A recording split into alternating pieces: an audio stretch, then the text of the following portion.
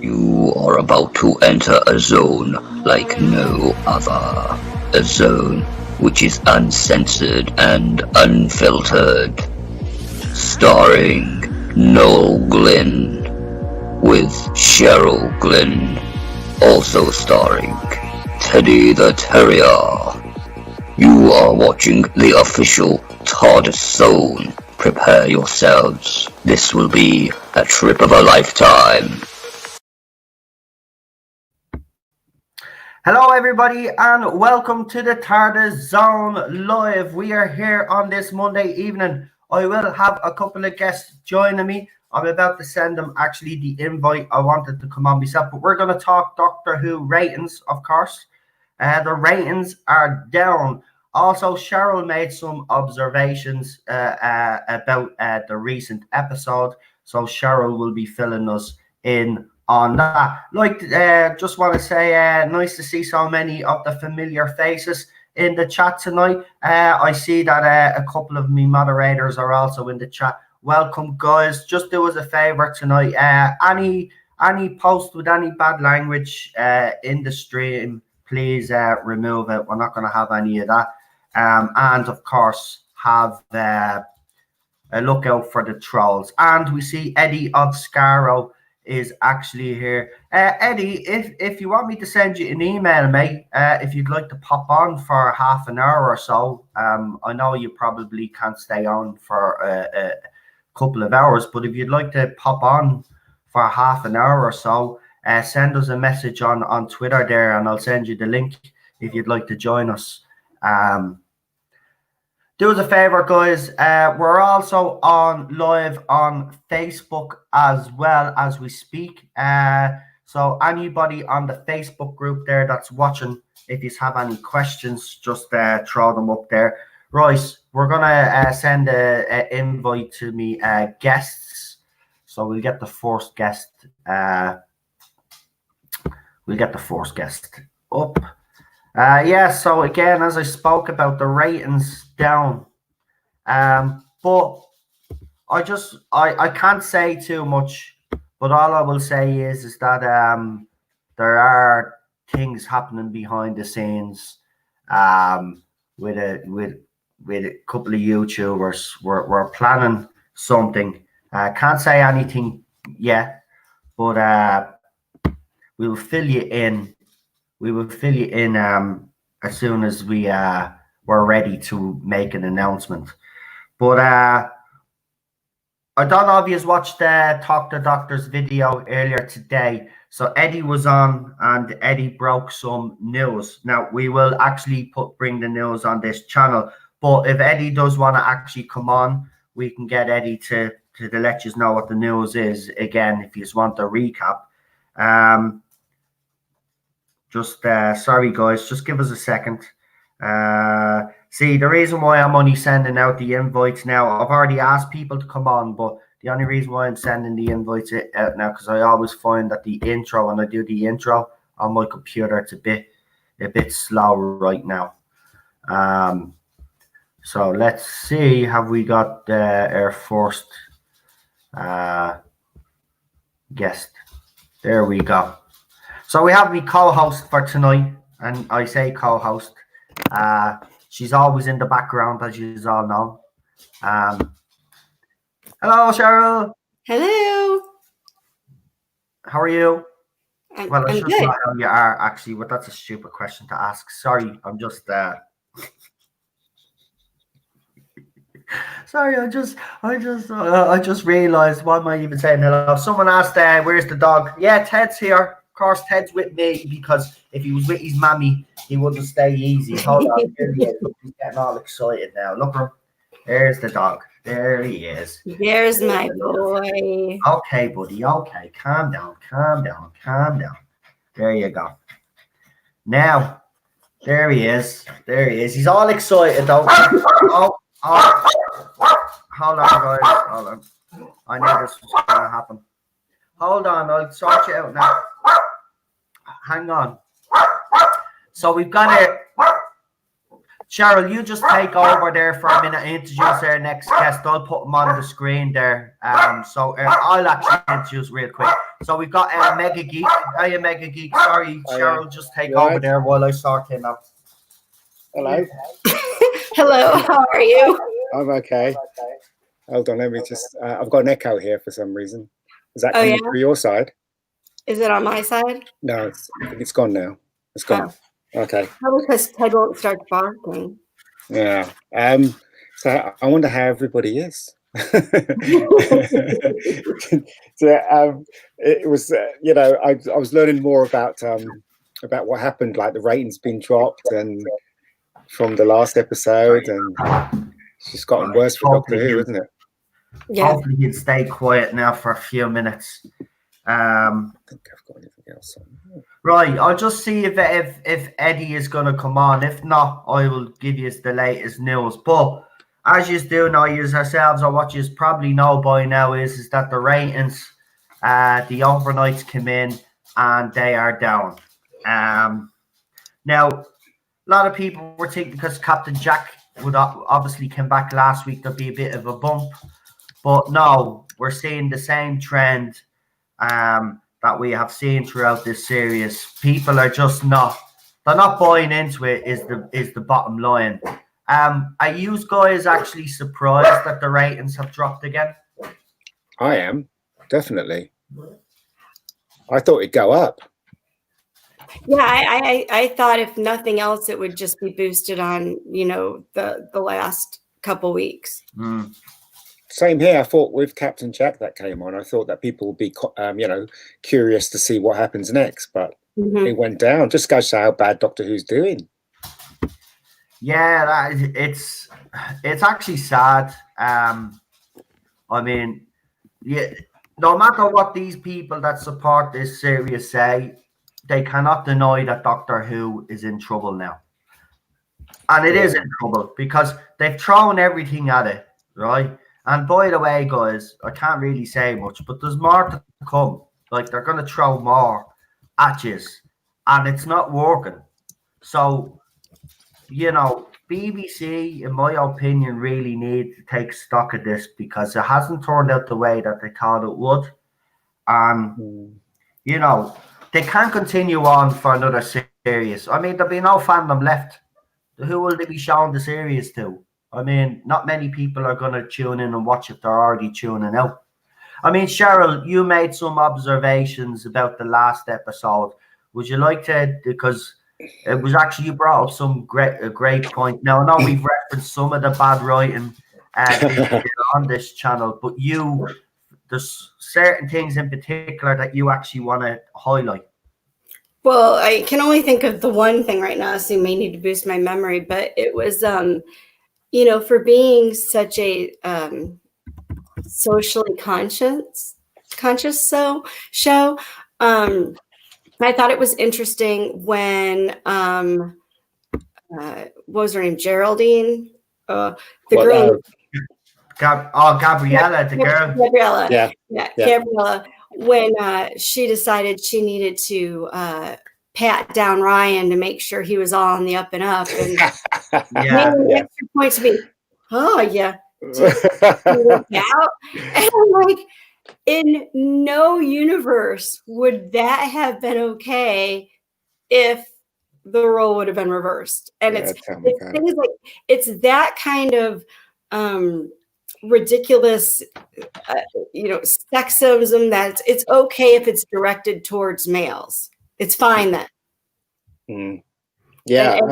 I just think for a show that's trying to push all the social agenda in everyone's face, that might not have been your best strategy. Yeah.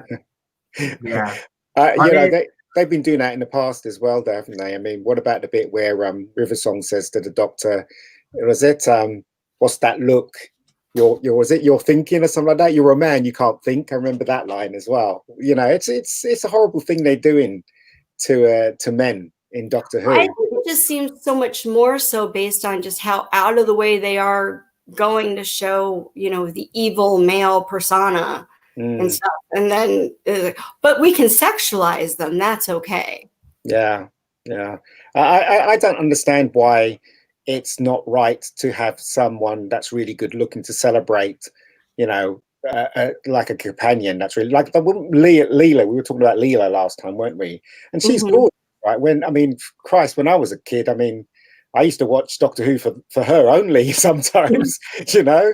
And I don't understand why we don't celebrate. I mean, like if you watch some of the CW stuff with especially with Arrow, it's okay for the girls to kind of drool over Oliver Queen, but it's not all right for the men in that show to drool over, say, Felicity. It doesn't make any sense to me. And I've gotten into that with some friends because I am all about Oliver. I'm not. He's a bit of all right. I'm not kidding. He's a bit of all right. But the thing is I can do that. And matter of fact, I'd even watch it with my mom, and we were both like, is he going to take his shirt off now? Because that would be funny. But never once were we holding any of the women accountable for the same thing with Felicity, or when Jason just when the guys were doing it towards the women, I'm like, yeah, it's no different than what we're doing. It's just not. Well, according to the BBC, it is, and it's sexist. Yeah. So, you know, that's the BBC stance on Doctor Who. Well, it's like what Cheryl said. She said there's groups out there on Facebook and Instagram. You know that actor Jason Momoa. You know, he's a Muslim man, and you know you've got these women drooling all over him and stuff.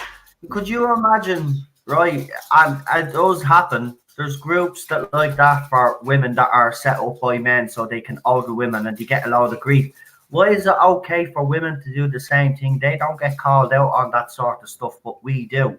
It's like if you're going to talk about equality, well, then you have to be fair on both sexes. Like, you have to be fair. If you're going to criticize one, then you must also criticize the other side. That well. I think we're getting off a bit topic there. That's all right.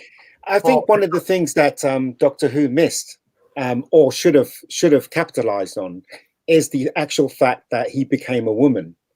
Now, I'm not saying that they should go as far, and you mentioned that he has tits now and all that stuff, but they should have played on her the Doctor changing sex. You know, they should have at least put something in there that refers to the Doctor, like suddenly, you know, coming face to face that he's a woman now. Do you know what I mean? But they glossed over all of that. Well, that was explained to me, because that was one of the biggest issues, like yourself, that I had. But it was explained to me, if you look at it within the narrative, it was actually the right thing to do. Because if you start actually highlighting it and making a big deal out of it, well, then you're alienating your audience already. Like, you've already cast a woman, so you've alienated some of your audience. Then if you go and do that, then you're going to alienate. So that little joke that you made, was it 20 minutes ago, was a grey-haired Scotsman.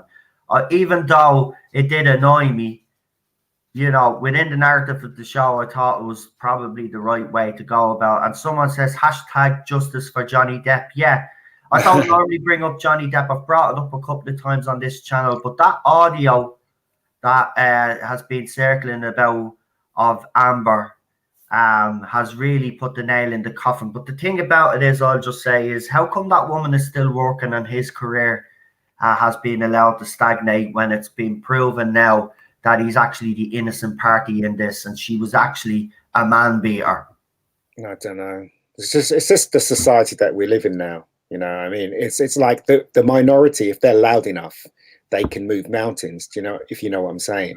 And that's what's happening. You know, the louder these minorities scream, the more big organizations from Hollywood and from TV hear them, which I think is stupid, really. I mean, this just harks back down to, what is it? That stupid letter show they used to have on the BBC. Few people complain, like 1 million people watch it and they like it. But if 7 people complain, BBC starts worrying about it. It's the same thing that's happening now. It doesn't make any sense to me.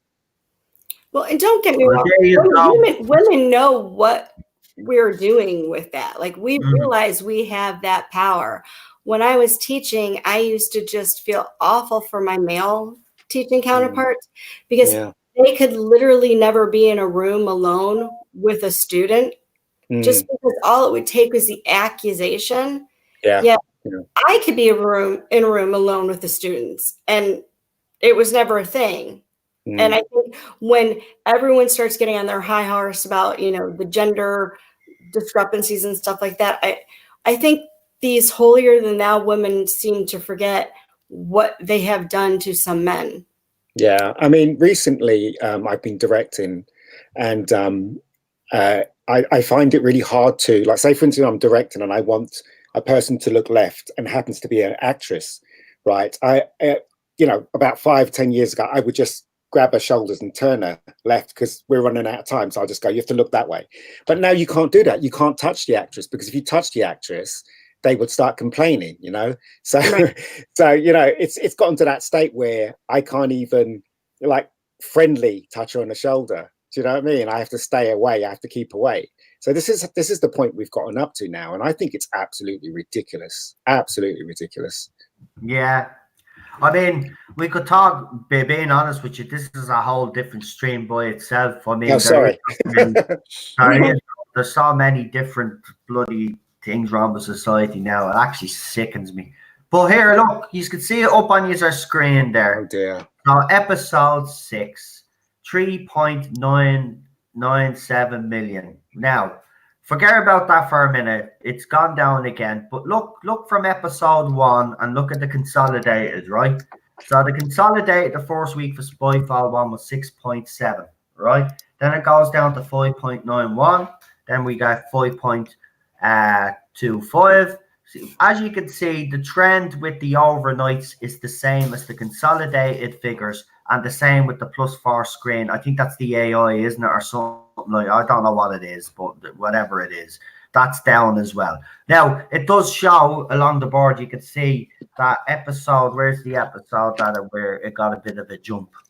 There, episode 5 got a bit of a jump on all of them, the overnights, the consolidated, and this, right? So that was after the revelation of episode 3, wasn't it? Was it? No, Fugitive of the oh, I'm getting confused now at this stage. I don't really give a shit. But look, it just goes to show you, you know, that this trend, no matter what these fans say, right, this is heartbreaking to see. So just under 4 million, right? Now, I've been told something that I can't say, but I've been told if the figures get around a certain threshold, then there might be a problem. And all I'll just say is, looking at those figures, it's not going to take us long to get there. I'd say if episode 7 and 8 keep the same trend, we might actually hit the target that BBC is afraid that they'll hit. This is bad. This is bad. There's no way of defending these figures. It's there for everybody to see. And this is from Doctor Who TV, by the way, right? So these are the most accurate that you're going to get, right? And I would say and suggest, and this is just my own opinion, I would suggest that those numbers are actually bumped up a bit, that they're not the true figures. They probably aren't, you know. I mean, the BBC is really sneaky that way. But in fact, not only the BBC channel, everyone is. I mean, Netflix has a problem of actually giving out the right numbers for the amount of people that are watching their shows as well. So they're all doing it. But, you know, it's obvious that Doctor Who's failing. It's so obvious. I mean, I can't understand it. I saw Broadchurch and it was okay, you know, and it was competent writing. I can't believe someone like that could write something like the last episode of Doctor Who. I just don't believe it personally. Just think it's really weird, you know, how he could be so bad. Because, like, he's well. Anyway, I digress. I don't know. I really don't know. But, yeah, it's just. But look, if it continues this, right, all I will say is that there's a bit of hope out there. But I have got a bit of news, and if you actually listened to Eddie of Scarrow's stream earlier on, he broke this news on his channel. So here it is anyway. This is the latest. So there's no series in 2021, which we've already said on this channel anyway.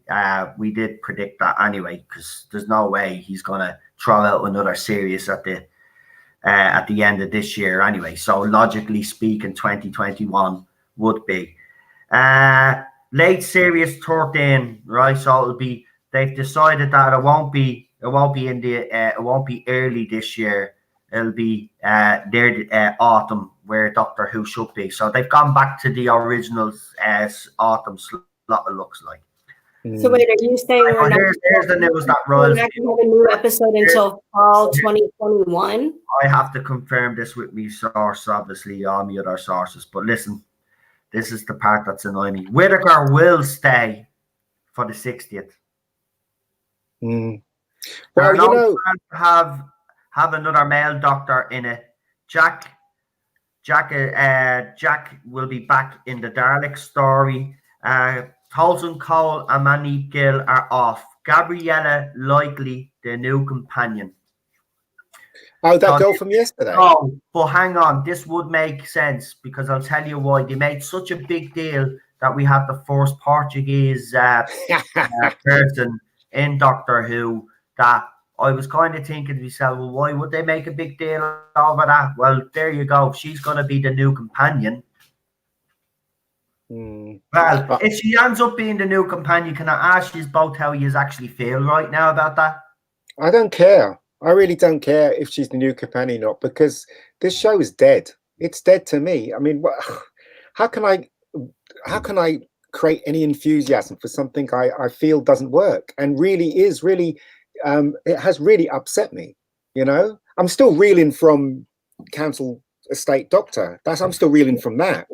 You know, that's the thing. I don't understand.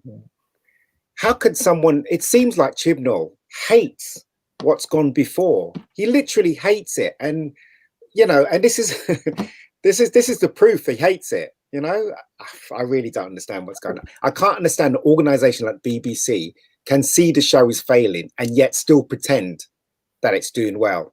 It just makes no sense to me. You're laughing. So am I.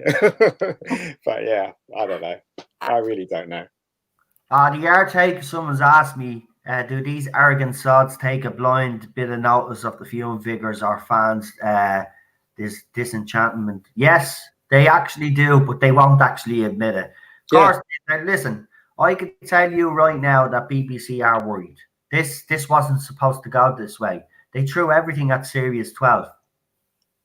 But the thing is, the rating should be up. The rating should be up logically, right? I have to be honest here, right? If we compare this to Series 11, right? This one has been, let's say, better in terms of the stuff happening in it, but we're not quite sure what's happening, right? In Series 11, nothing happened. There was nothing, absolutely nothing. It was just dead. Every story was wrapped up in a nice little bow, right? So they've thrown everything at it. Cybermen, right? We've had, who else have we had so far? We've had Capaldi.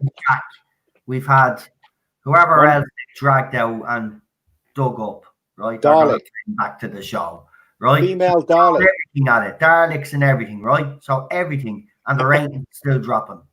So if I was the head of BBC drama, you know, I'd be like looking at these figures and saying, okay, where's that stupid idiot Chibnall? Come here, you. But wasn't there a rumor that we had an argument on the set? This is what I'd be saying. Look at these numbers. What the hell? What the hell? You promised me a show that was going to be remembered. This No. Wait. Go ahead. What? Try again. No, I thought you were going to say something. No. All right. No, what's? I mean, you don't even have to say that, Noel. It's so evident that the show is failing because, I mean, look how many episodes we got this year, and look at it's going to go back and on a pause button again, isn't it? We're not going to see anything next year. It's probably 2022 we're going to see. You know what I mean? And then, all right, she's there for the 60th, right? But you can bet your bottom dollar they're going to get David Tennant in because her and David Tennant are really good friends. So he's going to be in it and she's going to tell him off and dismasculate him and, you know, make out that he's a twat. Do you know what I mean? So that's what we got to look forward to. Why would I carry on watching this show if that's what they're going to do? It's so obvious that's what they're going to do. So I don't know. I mean, that's where I was trying to jump in when you asked the question about the companion. Hi, Teddy. Teddy, where's Mommy? Are you wanting to talk to Mammy? Was as far as the new girl, the companion or whatever. I think Gary said in the chat, at this point you could pick up one of the dead birds and make it a companion. Honestly, I never thought I would get to this stage. I'm going to finish the season because I guess I want to feel sad on Sundays, but I really don't think I can go one more if these guys are at the helm. It's just it's Dr. Emmerdale. It's just an absolute disgrace. It's not fun, and more than anything, it's boring. It absolutely makes me feel like I'm going into some sort of coma. It's just, okay, who are those people? I don't care. I don't even know what I'm asking. Like, that's how I feel the whole episode. Yeah. I mean, there's no, you don't get invested in any of these characters. You feel no emotion towards them because, like, you know, they're just not written. I mean, look at the couple that we had in last night's episode. I've no problem with that couple, but I mean, they try to make one out. He didn't go to his lunch, so that's why the husband was mad at him or whatever, right? But I mean, we were supposed to feel something for these characters when they were going through whatever they were going through, and we felt nothing. Did anybody really give a crap that he was going to die? But I did actually make the point, if you remember during the episode, Cheryl, I says, well, David Tennant or Matt Smith's doctor or Peter Capaldi's doctor would actually save him, and then she saved him. I guess I kept thinking of back to Waters of Mars and everything. I mean, I was genuinely invested in everyone on that ship. I mean, there's been so many episodes you're just like, well, wait, even if a guy is being a jerk or whatever, you're like, well, clearly the doctor's not going to leave him. I mean, you do make a connection with these people. Once again, in addition to the 3 companions, which, sidebar, I thought it was better when Yaz was off doing her own thing and we never had to deal with her on the screen because it flowed a lot better. But we have, in addition to too many companions, we have too many guest stars and too many secondary characters. There is like a flash mob of people up on the screen, and half the time I'm trying to figure out who they are, and then I realize I can't be bothered to care. And the rest of the time it's like, well, wait a minute, how did that person fit in, or why were they even here? It's just it's sensory overload. Yeah, there's definitely too many characters. But you know, we all know what the problem is, apart from obviously chin balls.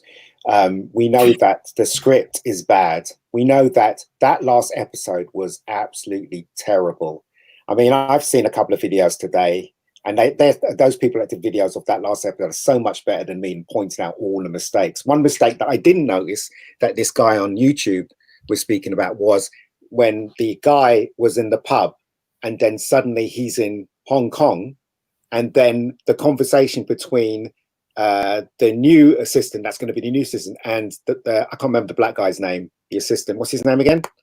Who's the I had it down yesterday. It was our radio or something. Yeah. When they were talking, they can't be having that whole conversation because it would be split up, wouldn't it? Because he's traveling to Hong Kong. So I didn't notice that. That's true. So I mean, they should have just had that whole conversation all stuck together instead of splitting it between him in the pub and then him when he goes to Hong Kong, because that doesn't make any sense whatsoever. So there are loads of stuff in there that doesn't make any sense. And do you know what, right? I don't know if you guys know about screenwriting, the rules of screenwriting and how things have to make sense and stuff like that. As I keep saying, it just feels like a 7-year-old wrote this. It really does. It feels like someone who doesn't know the rules has written this. You know, even the small things, as we pointed out yesterday, where they all know how to fly a ship at the end. You know, what is that all about? It felt like the entire episode was basically just filler built around the plastic preaching speech. Like nothing really seemed to flow.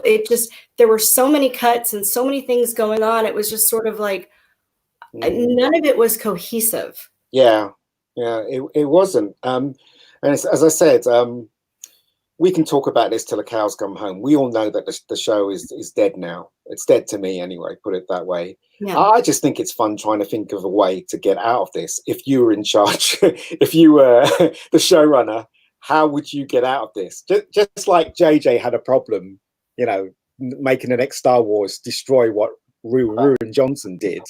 I'd like to think I could, if somebody hired me as the showrunner, I think I've got a couple of ideas that will get us out of it, you know. But I just think that people should concentrate on that now, because it's pointless talking about it, because it's just, you just keep going round and round in a circle. We know what's wrong with it. What else can we do? Just voice our opinions. That's it. That's all we can do. Yeah, no, I agree. That's what I mean. There's so many people out there that said, they're finished, and you know, they've decided that they're not going to discuss it anymore. But I'm being honest, I think that you need to keep it in the public eye, because if you don't say that, and BBC will get away with saying that this is the greatest thing that's ever been shown on TV, and we all know that it's not. So, yeah. And I mean, Cheryl, check your phone there, because I'm at to sending you a link I'd like you to read out, because you read better than I do. What I mean is I don't stutter when I'm saying certain words. So I'm at to send you a link. It's from The Independent, right? And it's a review of last night's episode. So have a read of it there. Read it out to the folks there. I'm just waiting. The other Ian is about to join us as well, and I'm just doing something as well. So I'm going to knock off the camera for a second. Cheryl's going to read out the article for you, and I'll be back to you in a second. Okay. Doctor Who review Praxeus, timeless installment, ranks as one of the series' finest. They're giving it a 4 out of 5 stars. It's always slightly alarming when real-world events catch up with your favorite television show, especially when your favorite television show is Doctor Who, a sci-fi caper featuring an eccentric alien in rainbow suspenders. There's no getting around the ripped from the headlines undertones to the Doctor's latest adventure, in which she struggles to contain a mysterious pathogen with the potential to devastate humanity. The infection is called Praxeus, and the symptoms are nearly as alarming as the Doctor's fashion sense. Sorry. They include headaches, an accelerated heartbeat, and your skin turning into living rock and then exploding. Obviously not what you want, especially if you have a busy weekend planned. Chris Chibnall and Pete McTighe, who collaborated on the zippy and gripping script, can't possibly have known that the episode would air the week of the World Health Organization declares the coronavirus a global health emergency. However, it quickly becomes clear that there will be no unnerving parallels to put you off your supper. The Doctor is soon getting stuck in battling aliens and gas masks and helping an astronaut rekindle his love for his commitment-phobic husband. As she does so, the real world retreats comfortably from view. Praxeus is more than a disease, we learn. It is revenge on humanity for the ravages we have inflicted in the environment. The pathogen is transmitted via birds who swallow detritus in the ocean. When spread to humans, it then activates the microplastics swirling around our bodies. We're all 24-hour plastic people, essentially, and Praxeus has adapted to make the most of this weakness. This is slightly convoluted and basically an excuse to have the Doctor and her team be menaced by flocks of feral birds. Huge avian swarms are inherently creepy, and it is clever of Chibnall and McTighe to exploit the unease we feel whenever we see hundreds of starlings change directions at once as if obeying the same silent command. The plague in waiting has been brought to Earth by the aforementioned aliens in masks. They're looking for a cure, and they're using the planet as a giant petri dish. They have also kidnapped astronaut Adam Lang. He's spirited off to Hong Kong, where Whovian sidekicks Jazz and Graham are investigating strange energy readings. where they bump into Lang's estranged other half, Jake, a stressed police officer who is falling into a funk while on sabbatical. Alliteration. Let's go with this. Vicious viral vibrations are similarly ongoing in Peru with an annoying travel vlogger falling victim to praxis. Her friend, however, is rescued by Ryan. In Madagascar, the doctor is, for her part, investigating the disappearance of a submarine. Just a single crewman has made it out, and it is quickly consumed by an aggressive growth of stone crystals before turning to dust. The outlook is dire, and that's before Yaz has been beamed into the alien base beneath the pollution gyre in the Indian Ocean. The idea of random junk and debris coming together in a huge whirlpool is one of the most disturbing things in this episode. So it's slightly disconcerting to discover it's a real phenomenon. Still, everything works out in the end, because of course it does. The doctor rustles up a virus to fight the pathogen. This is unleashed into the atmosphere via the alien spaceship after it's blasted back into orbit by our heroes. With that, the slightly preachy environmental message takes a back seat, and the focus turns to the relationship between Adam and Jake, who literally kiss and make up. To see a sign, this is a news article, right? Can you stop now? It really is rubbish. I can't. There's one paragraph left, so I go on in. I'm like, this is the longest article. To see a science fiction franchise lean into a same-sex romance is obviously heartening. That is especially the case in the view of Will This Do, tokenism of the lesbian kiss bunched into the recent Rise of Skywalker. Blink and you missed it, unless you're in Singapore, where Disney allowed it to be cut completely. The payoff is that Adam and Jake's love blooms anew, humanity is saved from a killer bug, the aliens are repelled, and Doctor Who ticks all the boxes in a standalone installment that ranks as one of the series' finest. Bollocks. That's what I say. That episode was absolute rubbish. I'm sorry. It was a 7-year-old that wrote that, and the performances were terrible. The story was crap, and it was hand-fisted. Do you know what's funny? My time. Do you know what's actually funny is that the Telegraph actually put up an article, and I put it up myself, and they actually said that the sci-fi is taking the back seat to all the preaching. They were actually pretty scathing in their attack of this episode, actually. And this is the thing, you're gonna see the newspapers that are the shill ones, and you're gonna see the ones that are actually being honest about this series. But I have been told, like, newspapers are starting to turn, right? All it takes now is as I said, I'm in talks with a couple of other YouTubers. There's a plan in place to do something. We just haven't thought of what we're going to do yet. But with the ratings continuing to drop, we would be advising people who haven't watched the series to continue not to watch. And we are going to advise those people that have watched and are sick of it now at this stage to tune out, right? Look, Captain Jack came back last week, right? And there should have been a bounce in the ratings. There should have been, right? It's Captain feckin' Jack, for God's sake. Everybody loves Captain Jack. No matter what age you are, everybody likes Captain Jack, right? Him alone, right, should have brought those ratings up. I'll tell you why they did. They probably were going to shoot up if it had been just Captain Jack in this episode. But the fact that we had a second Doctor is at the killing this show, right? Because BBC have proved once and for all, right? And it doesn't matter, right? What anybody says, right? BBC are just interested now in box ticking, and that's it, right? And you know what? It's disrespectful to every single person that they get on that series to act out in a role, because they're either being just used to take a box, or the characters are just are not being used properly, and it's a disservice to all those people that want to be represented. It's a disservice to them. He doesn't do it right. The series has been, it's an improvement on Series 11, but let's be honest, one thing, we all thought Series 11 had done damage. This series is doing more damage than Series 11 ever did, right?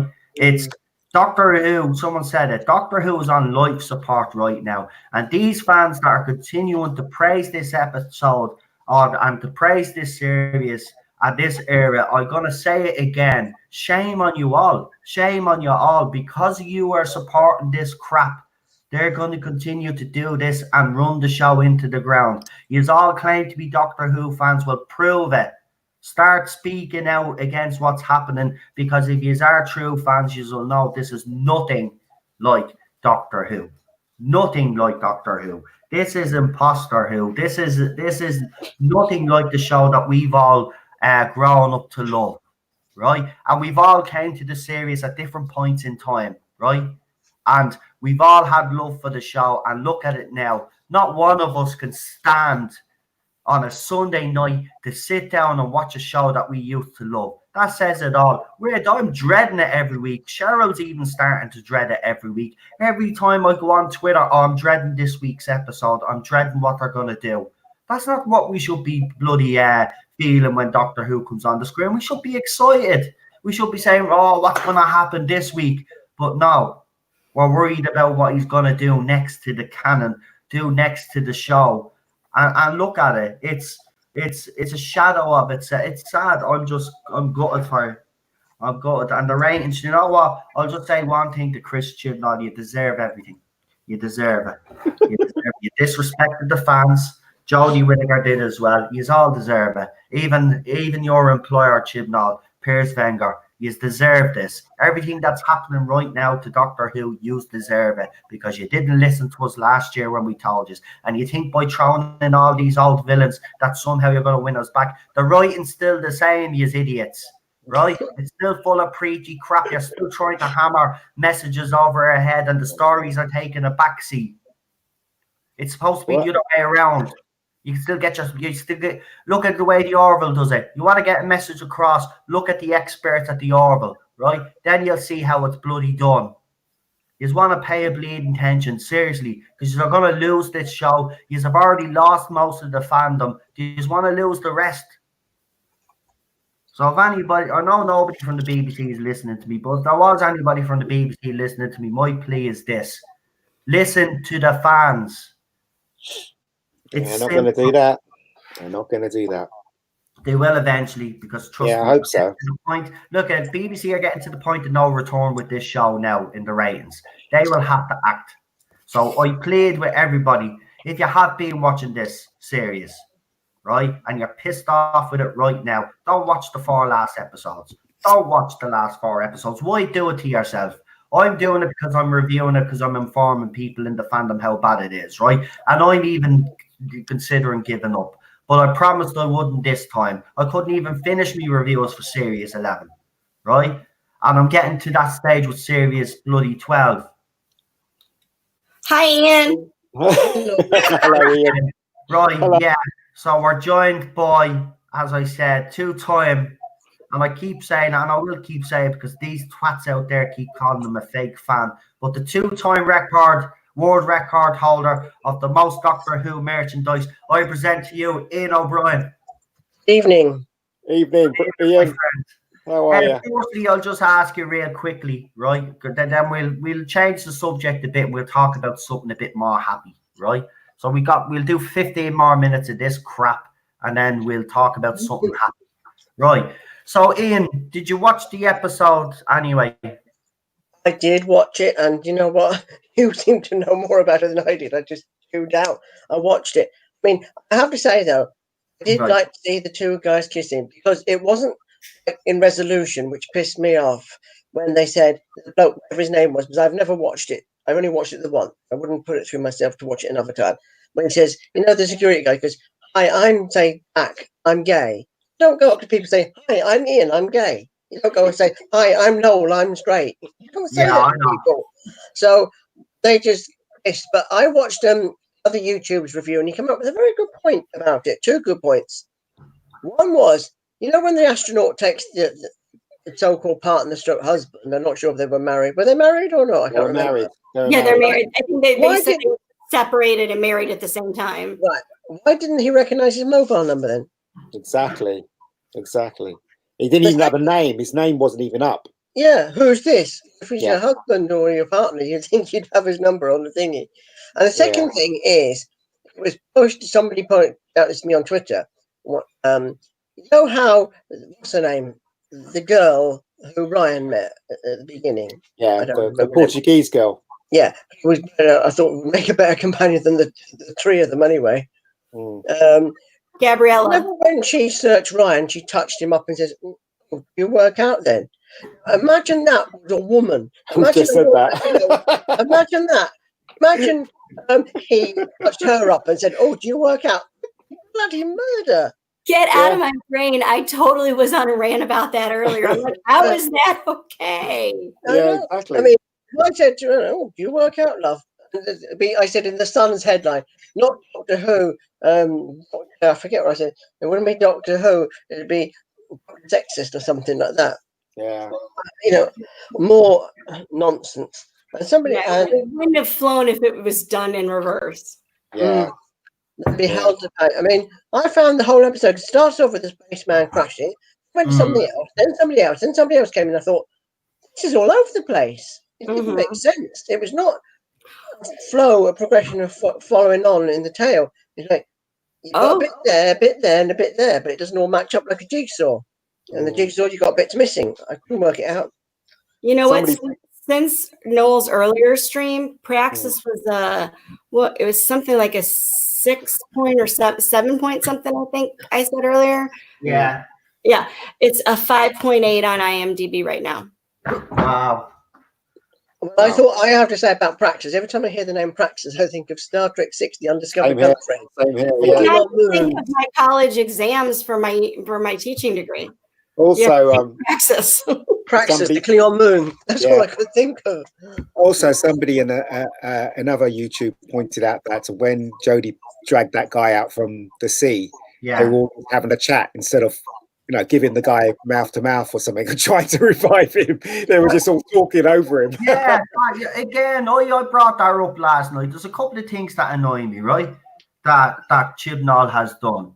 Do you remember when the TARDIS used to appear in front of people or disappear in front of people? There'd be amazement. There'd be a look of amazement on their face. Yeah. There's none of that anymore, right? Also, can I just say, right? Here's the thing, right? A lot of people I've noticed, especially the defenders, right? When people like me say, "Why is Jodie on Earth again?" Right? And they always bring up John Pertwee.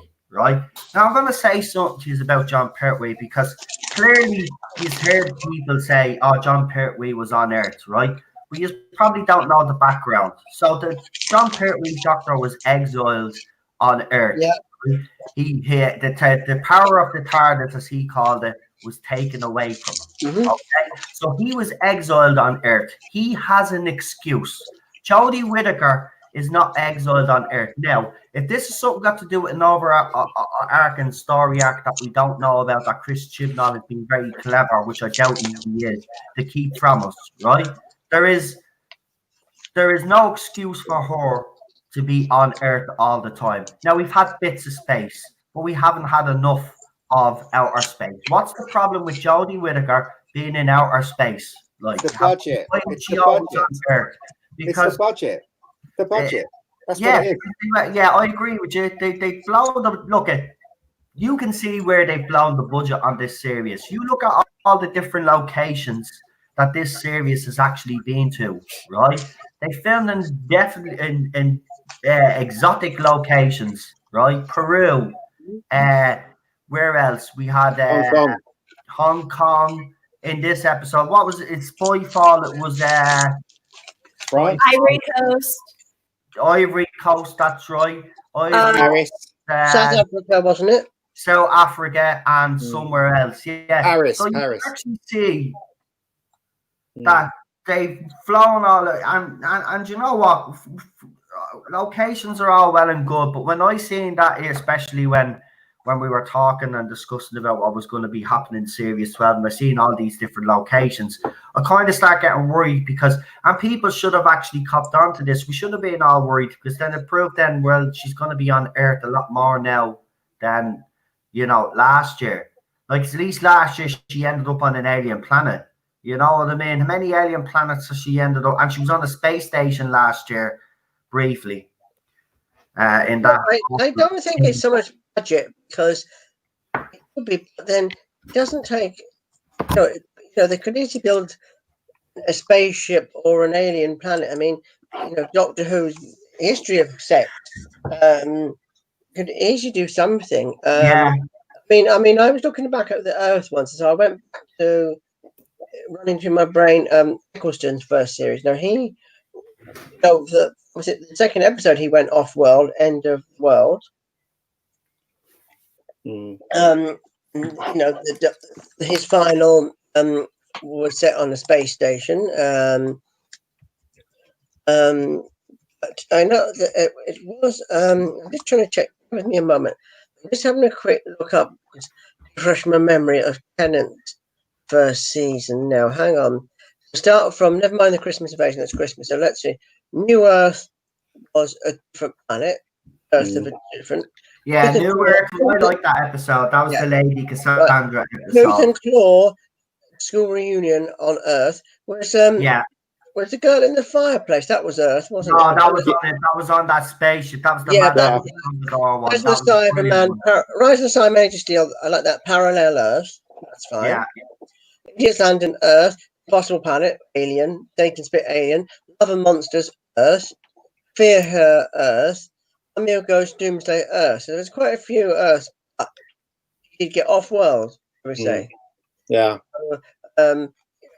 It's laziness, I think. I mean, what does she do? Someone say, what does she do? She dematerializes at the end of the episode. Just say, right, fam, we're just going to hover up on the Earth there, wait for a next episode. It's the budget. It's the budget. Really hard for just put up a comment there, and I'm just going to look it up because these are my. See these two old episodes. Right? See the Impossible Planet Satan Pit. I absolutely love those episodes. I remember actually even at the time the newspaper reports about them saying that this was Doctor Who at its best. Scary, kids were absolutely shitting themselves. Those two episodes are that Impossible Planet and Satan Pit is a very clever story. Even the end of it, when the Doctor figures out everything and all, and he smashes the two vases, and then the ship starts coming back, and you think they're all going to die, and then he saves them all. But brilliantly written. Toby in it, that's our guy Toby that ends up his eyes turning red and all the writing comes on his face. He's brilliant in it as well. All the performance. You just look at the supporting cast, the way they were used in Doctor Who even back then, right? They were used properly. Even the guard, you felt some sympathy for him because something happened to his wife. We never really found out, but you remember there was something. He was obviously the cause of her death or something. Did your wife ever forgive you for what you did? And you could see his face, but you were getting emotionally invested in these characters. It's like, I just don't know. It shouldn't all just. I've always had a problem with the writing anyway, and one of the things that I've had a problem with, even from the RT days, is the TARDIS, right? I remember Chris Eccleston saying, landing the TARDIS in the middle of London, and then Rose would say, won't anybody notice it? And he goes, no, everybody would walk past it and ignore it. You want to try that in my council estate, mate? If you put the TARDIS in my council estate, there'd be nothing left. Absolutely nothing left. I've seen that, Boomtown. I would agree with him because a lot of people don't take notice of stuff. Sometimes they do, sometimes they don't. I totally disagree. It's the way we live nowadays. People just a big blue box in the middle of the road. I'm sorry, people will notice it. Yeah, there's no way. Guys. Wait, just wanted. I've been looking for something since you've been talking about ratings, and I've got some rating figures for you here. I was searching on Twitter and I found a link website, Doctor Who TV, not the BBC one. Here we got, because we've got now 28 days, so it's interesting reading because whatever way they mess it up, when they put mayonnaise on top of it, they are still not great. So I'm going to start off with the first, episode 1, Spy Form. There's 2 parts that, wasn't there? So Spyfall Part 1 wasn't actually bad. Overnight 4.88, consolidated 6.70, and plus 4 weeks 6.89. Audience appreciation 82. Second episode, overnight 4.6, 5.91, consolidated 6.7. Now look at that. 5.91, and after a month, it only went up to 6.7. One point, did someone get out of bed and turn it in? Because that's pittance. 5.91 to 6.7 after a month. Wait for it. It gets better. Look at Ian. It doesn't look at these people, right? We could throw all these facts and figures out to them, show them, right, in front of their faces, and they'll still say that no, the show's successful. And she found her drink. Well done. You're being texting me there, right, on WhatsApp. No, I can't find me drink. I says, so I went to check the fridges, right? I said, Charles, not in the fridges. So what are you drinking? And I said, Cheryl, it has to be in there. Anyway, flavored water. Oh, I'm not going to find that. And then she just had to find, where was it? Under the pillow. Yeah. Yeah. Anyway, no, here's a funny one for you. Listen, it gets worse. Episode 3, 4.19 overnight, 5.25 consolidated. Final figure after a month of it only went up by 0.13, 5.38. Episode 4, 4.4 million, consolidated 5.7. Final one is 5.2. And then episode 5, 4.21 overnight, consolidated 5.42, final 5.57. Now I sent that to you in a tweet, Noel, so if you want to have a look at it. Yeah, we actually put the figures up earlier, but yeah, send that to me anyway because I can screenshot it. It's just a website. So there, what? Please tell me that's doing brilliantly. It only went up. The audience appreciation only went up last week because of Jack. Yeah, it's not doing very well at all. We've established that, it's not doing very well at all. People should just talk about fixing it now. That's what we should talk about. What would you do to fix it? Well, all I'll I'll say is, as I said, there you go, Lee Halford has put it up. So Lee Halford must be actually in the know. Because that is the threshold. It's in my live comments, so I'm just gonna, I'm reading it out. So there's the threshold there. So if the ratings hit 2.5 million, then BBC will act. Now, you can all go, that's the attitude that we've had for years, right? BBC right now are vulnerable, right? So, like, there's something happening behind the scenes, and then we're gonna come and a lot of the YouTubers are gonna talk to you, right? Including myself. We have a plan, right? Yeah. These ratings will go down to 2.5 because people are walking away. We don't have to keep telling people to boycott; they're walking away anyway. But there is going to be something organized behind the scenes and then once we come up with whatever the plan is. Every YouTuber that's involved will be talking to their subscribers, and we will have something for you to do. Now, if everybody gets on board with it, right, we need you to get on board with it. But at the same time, when we tell you what the plan is, there'll be certain guidelines that we'll ask you, because if we do this, it has to be taken seriously, right?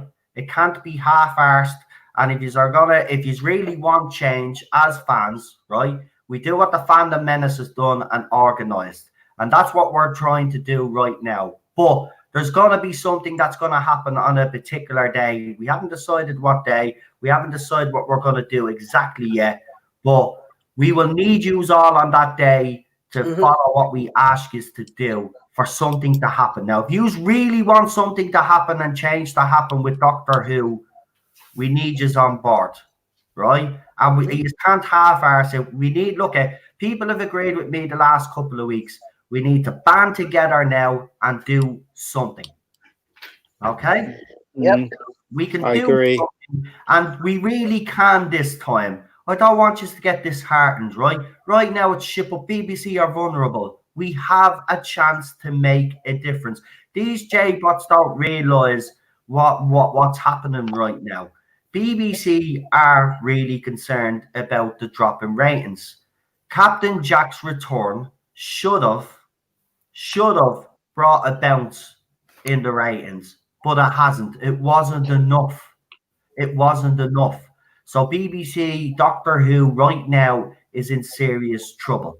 So when we ask you as fans, when we all get together, right, and we hash out whatever plan we hash out, and whatever we ask you guys to do, we ask you to do it. We've got to act together as a team, as a fandom, like the fandom Menace, right? They organized and look at, they got the Mandalorian because the trilogy went to shit, right? We can do the same.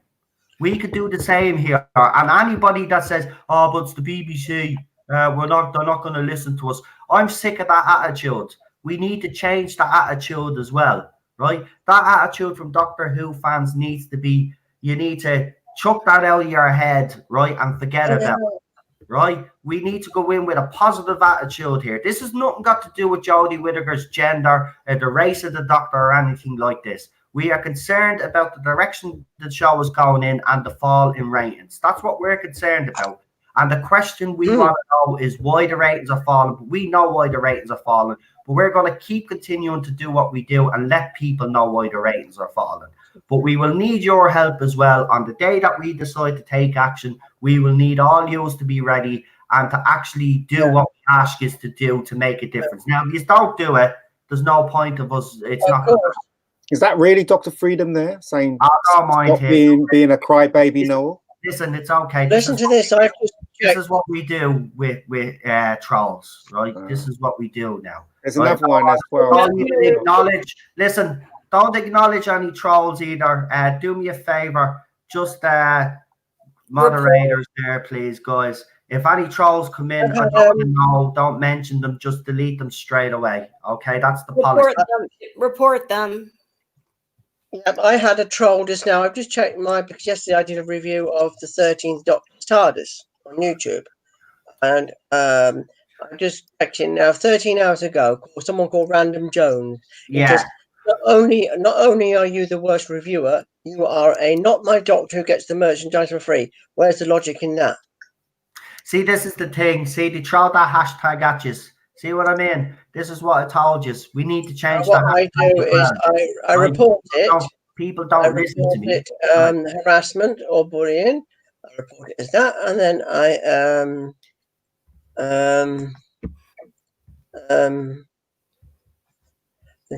so I report it. Random Jones there. I think they get away with it because I will report them. I don't give a monkeys who it is. And Dr. Freedom is really saying these things. You better be careful because I had an email from other fan radio thing in the States, Tales of the Travelling TARDIS. And the guy said to me, he just wanted me to read this thing. It's some legal thing about courteous and respecting online and that. And I thought, hang on, Dr. Freedom joins in on that. And I thought, well, if he's saying these things, I might have to bring it to this guy's attention and say, well, look, one of your panel is busy trolling somebody. And he's not been very civil, so you might want to think about that. You know, I just because I'm seeing a couple of things pop up. I mean, you know, it's one thing when you don't agree with someone and to be like, I don't agree with your opinion, period. To get on and say slanderous things that are here's the thing, right? We're not going to give them any oxygen. Look at. You say whatever you want to say, right? I would suggest to you, whoever you are, that if you're going to keep making allegations like that, right, which are unfounded anyway, right? But I'll tell you what is going to happen, right? The evidence is being screenshot anyway, right? And the thing is, I'm going to get this all together and I'm going to go to the local garage. I'm actually going to hand over my laptop as well, actually, to see if they can track your little ass. Well, because, the one thing that the moderators can do, and I know that are, and thank you, mods, for doing that, is just so you know, when you see them, they see them too, but it takes a second because they have to report it as well, especially some of them because they are beyond awful. Yeah, and sometimes I'm on StreamYard and it's a bit slower when I see them. Yeah. So if you see them, if you want to take a quick screenshot, all well and good, report it and then block their asses. Simple as that. We're not going to tolerate that kind of behavior. And as I said, these people don't actually realize how stupid they actually are because they're committing a crime. Well, they are Because what sick. slanderous, I think it's they're a actually bit slanderous what you're nutty up doing. there. And you know what? The end of the day, you know, the person that went after Ballstrick is after setting up another couple of accounts on Twitter now and is going after him. Yeah. Again, I think you just don't learn. These people are obsessed, right? They're obsessed. No, let's not say anything else. I mean, we already know who some of them are. They have been identified. So let's move on. Yeah. Right. As I They promised, will learn. after They we will get learn the hard way. we talk about something positive, right? I've got something I wanted to show you because just before I came on, I quickly got some batteries and something to show you. Right, go on. I hope it's going to work because you know it's like live television. Oh my God. Hold on. How can I big screen this screen on his own? Hold on. Right, I'm gonna remove us for a minute, guys, right? Because I want them to see Ian. No, this is a 12-inch tablet that came out a few years ago. It is remote control. So that it's on. This is just its speech. You will suffer for this. You are the destroyer of worlds. Welcome to my new empire, Doctor. Davros, Lord and Creator of the Dalek race. Beware your pride. Why so shy? Activate the holding cells. This is my ultimate victory, Doctor. The destruction of reality itself. And there you have it. It's fully remote control. I think it's a nice piece of kit. What do you think, Noel?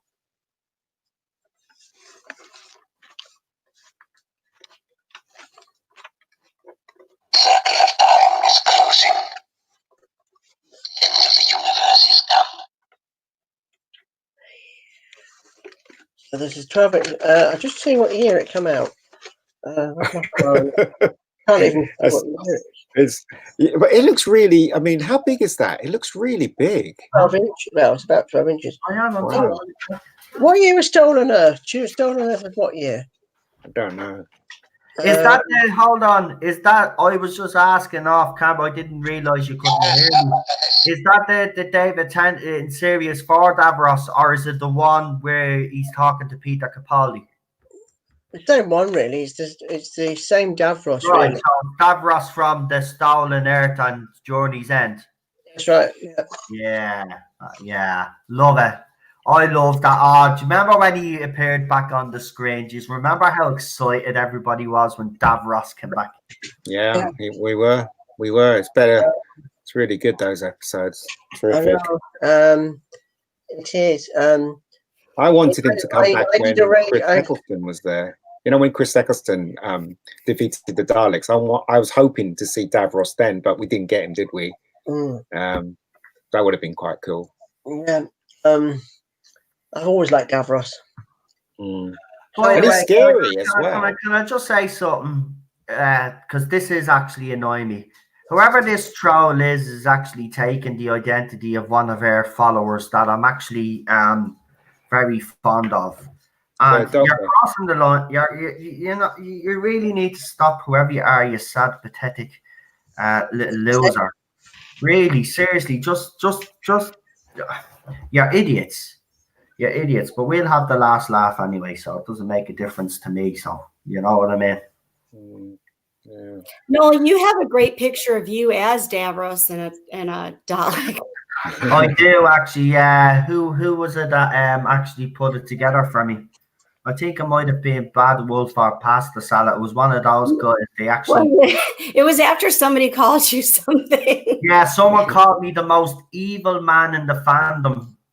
Actually, no, it was someone that actually hated me, but they actually thought it was insulting, but I actually thought it was great. I actually gave them credit on Twitter as well. They went crazy because I gave them credit for it, and I actually then saved it. So even if they deleted it, I kept it. Yeah, I've used it for a couple of videos for the laugh. I like that. Yeah. I don't mind if they do stuff like that. Don't mind, but there's no need for all this nasty business, you know.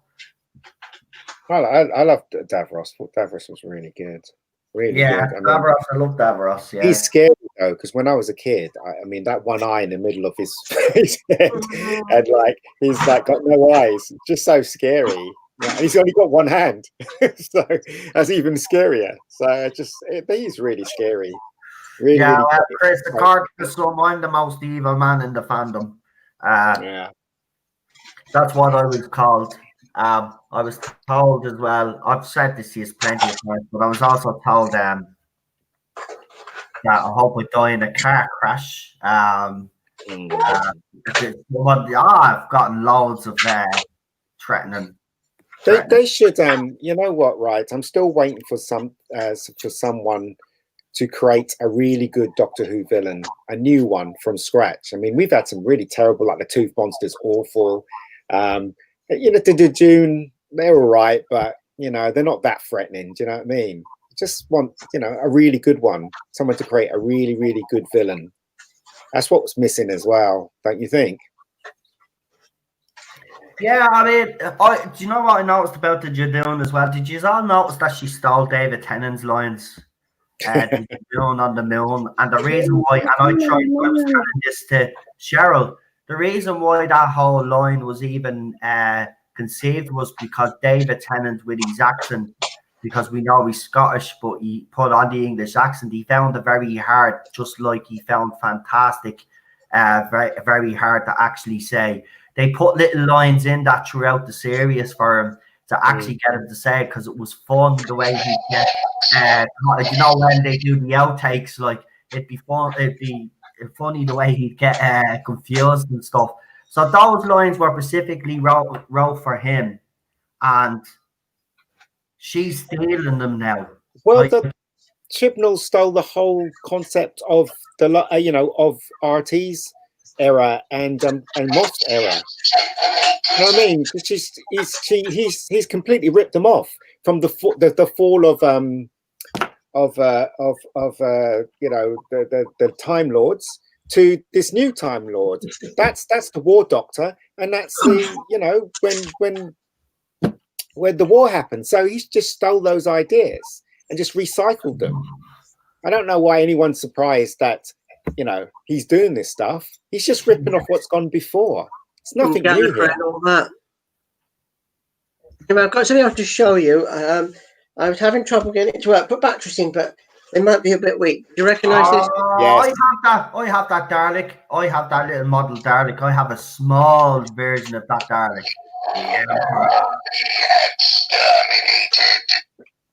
Love it. We're a bunch of geeks, aren't we? Where is it? See, that's weak. I'm going to press it a few times. Hang on. Oh, dear, oh dear.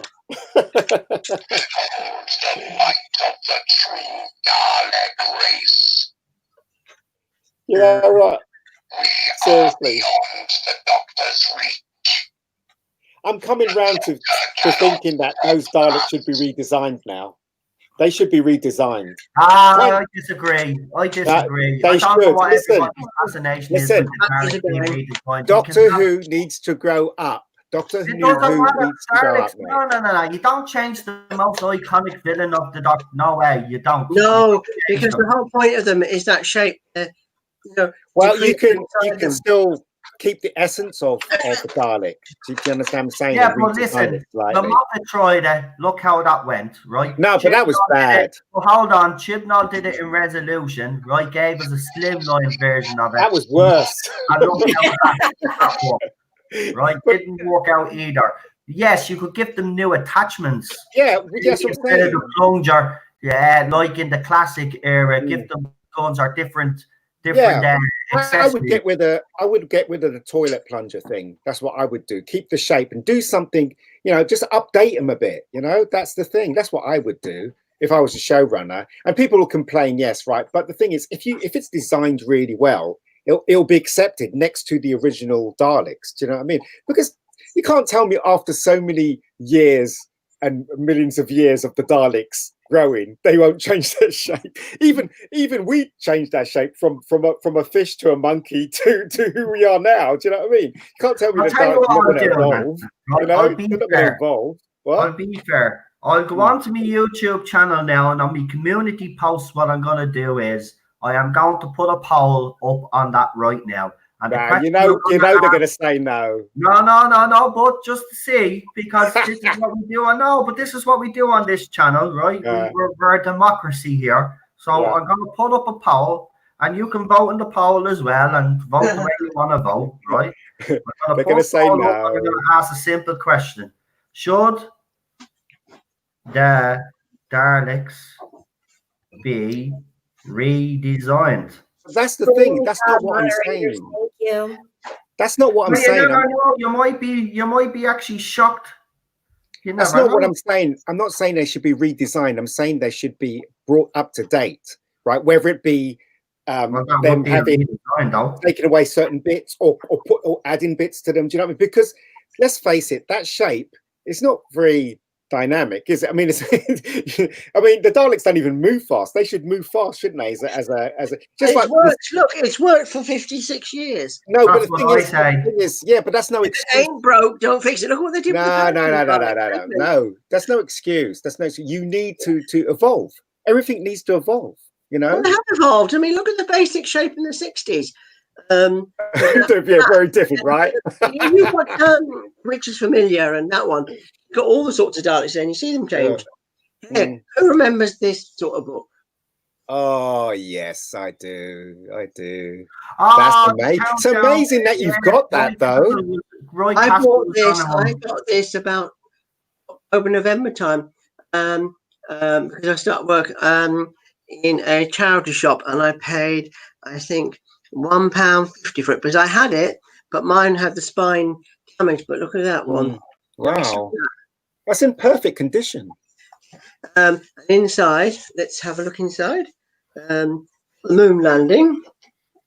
Now and then for our friendly look. Now that's proper Doctor Who. Look at that. Yeah, Betsy. Yeah. Did you know the other day Bessie was celebrating its 50th birthday? They should have that in a shot one, in a new one or something, just for the nod of the past, And look. Brilliant. Right, I've slightly changed that poll. So I've asked, should the Daleks be redesigned or slightly updated? I've left 4 options there. Because the reason why I say that is because around the world, right, and I've seen other other YouTube stuff and stuff like that. People that don't know about Doctor Who, they just, when they see the Dalek, they laugh. They go, is it pepper or salt? Do you know what I mean? So I don't know. Maybe we should think about. But Doctor Who's always been like that, and people have with the wobbly sets. I mean, let's see. I could count on my one hand the amount of times I've seen wobbly sets in it. Which is not many. As far as I can remember, there's I think one Troughton episode, I can't remember which one, was a wobbly set. And then there's just a case in Terror of the Zygons. The Shammer file draws shut and sort of the set wobbles. But that's it, you see. I mean, I hate people saying, the classic part of the appeal of the classic series because it was so cheap. No, it wasn't. It was written well. Yeah, but yesterday I was on the radio. I was on Talk Radio. I was put on the spot actually because this bloke presenter was very pro Jodie, very pro Chibnall, and I'd find him. And I said, and he said, "Well, it needs to change, like Star Wars." I said, "Well, yeah, they've changed that, Basically, his argument was, all fans should just go away. It's not for us anymore. It's for this new lot now." Well, you don't alienate your fan base. You don't. That's crap. That's crap. But what I'm saying is that if they can redesign the Cybermen, which they did, right? They redesigned the Cybermen. Let's face it, for the new Doctor Who, and it still captured the same kind of essence of Cybermen. They can do the same thing with the Daleks. I'm not saying that you should redesign it completely and it looks nothing like a Dalek. I'm saying it should be updated so it looks more threatening. Do you know what I mean? If Batman can have 3 different designs of his Batmobile, I'm sure we can have, a couple of designs of the Daleks to make them look more threatening, because they're not threatening. Let's face it. They really, in the 60s they were, but not today. I think they need freaking laser beams shooting at their freaking heads. Yeah, or something. I don't know. Just like after you Let's sort this out now. Uh oh. Look who it is, boys. Mr. Bowstrike. We've got Ballstrike. Hello, my friend. Hello, everyone. How is the world of things? Listen, Just dealing with a shitload of trolls here tonight, unfortunately, but we're getting there. We're getting there. we're talking about whether they should redesign the Daleks, Bowstrike. What do you reckon? Not redesign it, but kind of make them slightly more threatening. What do you think? Oh God! If the current era redesigns the Daleks, Jesus, it would be. I don't know, Noel. What do we think? I said no. Straight away. No. I mean, Speaking new of Ian, attachments, maybe. I have not been on a stream with Ian before. Like in the old era, but I disagree. I mean, they tried it twice already, and look how that worked out. Moffat made them too bulky when he redesigned them, and then we got that Chibnall one. So no, I'm happy with the maybe new attachments. Yes. Yeah. Look, here we go. Let's see. The very first design. Yeah. Look at that, like, come on. They even got the blue. How can you not fall in love with that? Look at that. I know what you're saying. For today's audience, maybe a bit of an upgrade or something. But Yeah, I like that. It's nostalgia as well, you know. Doctor Who fans, you know, we like some things the way they are. I'd rather they went back to that actual design. I know. I don't think they should go back to this colour because the bronze ones have been what are we now? 15 years on Daleks. They had the dish, and that was explained like a satellite dish, and then we go into this is my favourite, the 70s sort of one. Yeah, Genesis, isn't it? Yeah, well, Planet of the Daleks, Day of the Daleks, Planet of the Daleks, Genesis. Did they sort out the copyright to the Daleks now, so they're allowed to use them anytime they want? Do you know? But they did that with RTD because first, when the series came back, the Daleks weren't allowed. Then they came to a deal with the state of the nation so they can use them. But look how many times Moffat used them. Moffat overused the Daleks actually, and the Weeping Angels in the end as well. Actually, who's a fan of the Weeping Angels here? Because I was when they first appeared on the screen. But me, I'm a fan of Blink Weeping Angels, so I'll give it that. Yeah. Well, here's an update for you. Look, I mean, I thought this is brilliant, really. As to the Daleks, who's seen that one? Yeah. Haven't we? The Daleks lose their power. What do? Adapt. Machine guns. Oh, that is awesome. Yeah, Ian, I was watching the stream earlier while I was doing some work. I want that Davros figure. It's deadly, isn't it? There were two Daleks in that story. Look, he's just showing off now. And one with a normal gun, and when that guns weren't, so some remained in the ship, and they adapted, and they had machine guns, and they come out and shoot the aliens on the planet, massacre them. So who's boss, basically? Is it true? Well, I think it's true, obviously. You know, because like when Krista Eccleston confronted that Dalek, it had more powers than it had before, right? It had a force field that bullets couldn't touch. It could float. But in the one with Ace could hit it with a baseball bat. So is it true that they've got more power now than they had before? They're more shielding. Because the only thing with that is, you're right, they seem to have forgot about sort of force shielding, because the last time I seen that was in Parting of the Ways. Doomsday, Parting of the Ways, you know, Eccleston's last one, because when they next appeared in the Daleks in Manhattan, so they weren't shot with bullets, so they were shot with sort of modified Dalek guns sort of thing. But they penetrated, but didn't really bother about this swivel bit, you know, the middle bit rotating. Right. Here's another one. This is a strange one. This was, who remembers this one? No, I don't know. This was a one from Remembrance? No, earlier, much earlier. Pertwee. We never get it right when Ian puts his toys up. We never ever get it right. Planet of the Daleks. So yeah, this I was about to say that. Yeah. This one was actually one of Terry Nation's own. And the strangest thing is, though, is the light was actually a torch. Every time it spoke, it flashed. And the lights, this is not the BBC effects aren't because they got it like this, were actually jam jars. Also, could somebody explain to me, right, the Clara thing, right? So when they first met Clara, she was a Dalek, okay? Yeah. And then the second time they met her, she was in the 19th century or whatever. And then they met her, he met her in modern day. Did they ever explain why, you know, the Doctor kept bumping into her? Yeah, she's part of his time stream because when they got the Trenzalore, the intelligence yoke, the high, whatever you call it, that great intelligence went into the Doctor's life force. So Clara then decided to jump in to actually save the Doctor. So that's why you see her throughout the Doctor's history. Well, how come she didn't remember that she did that?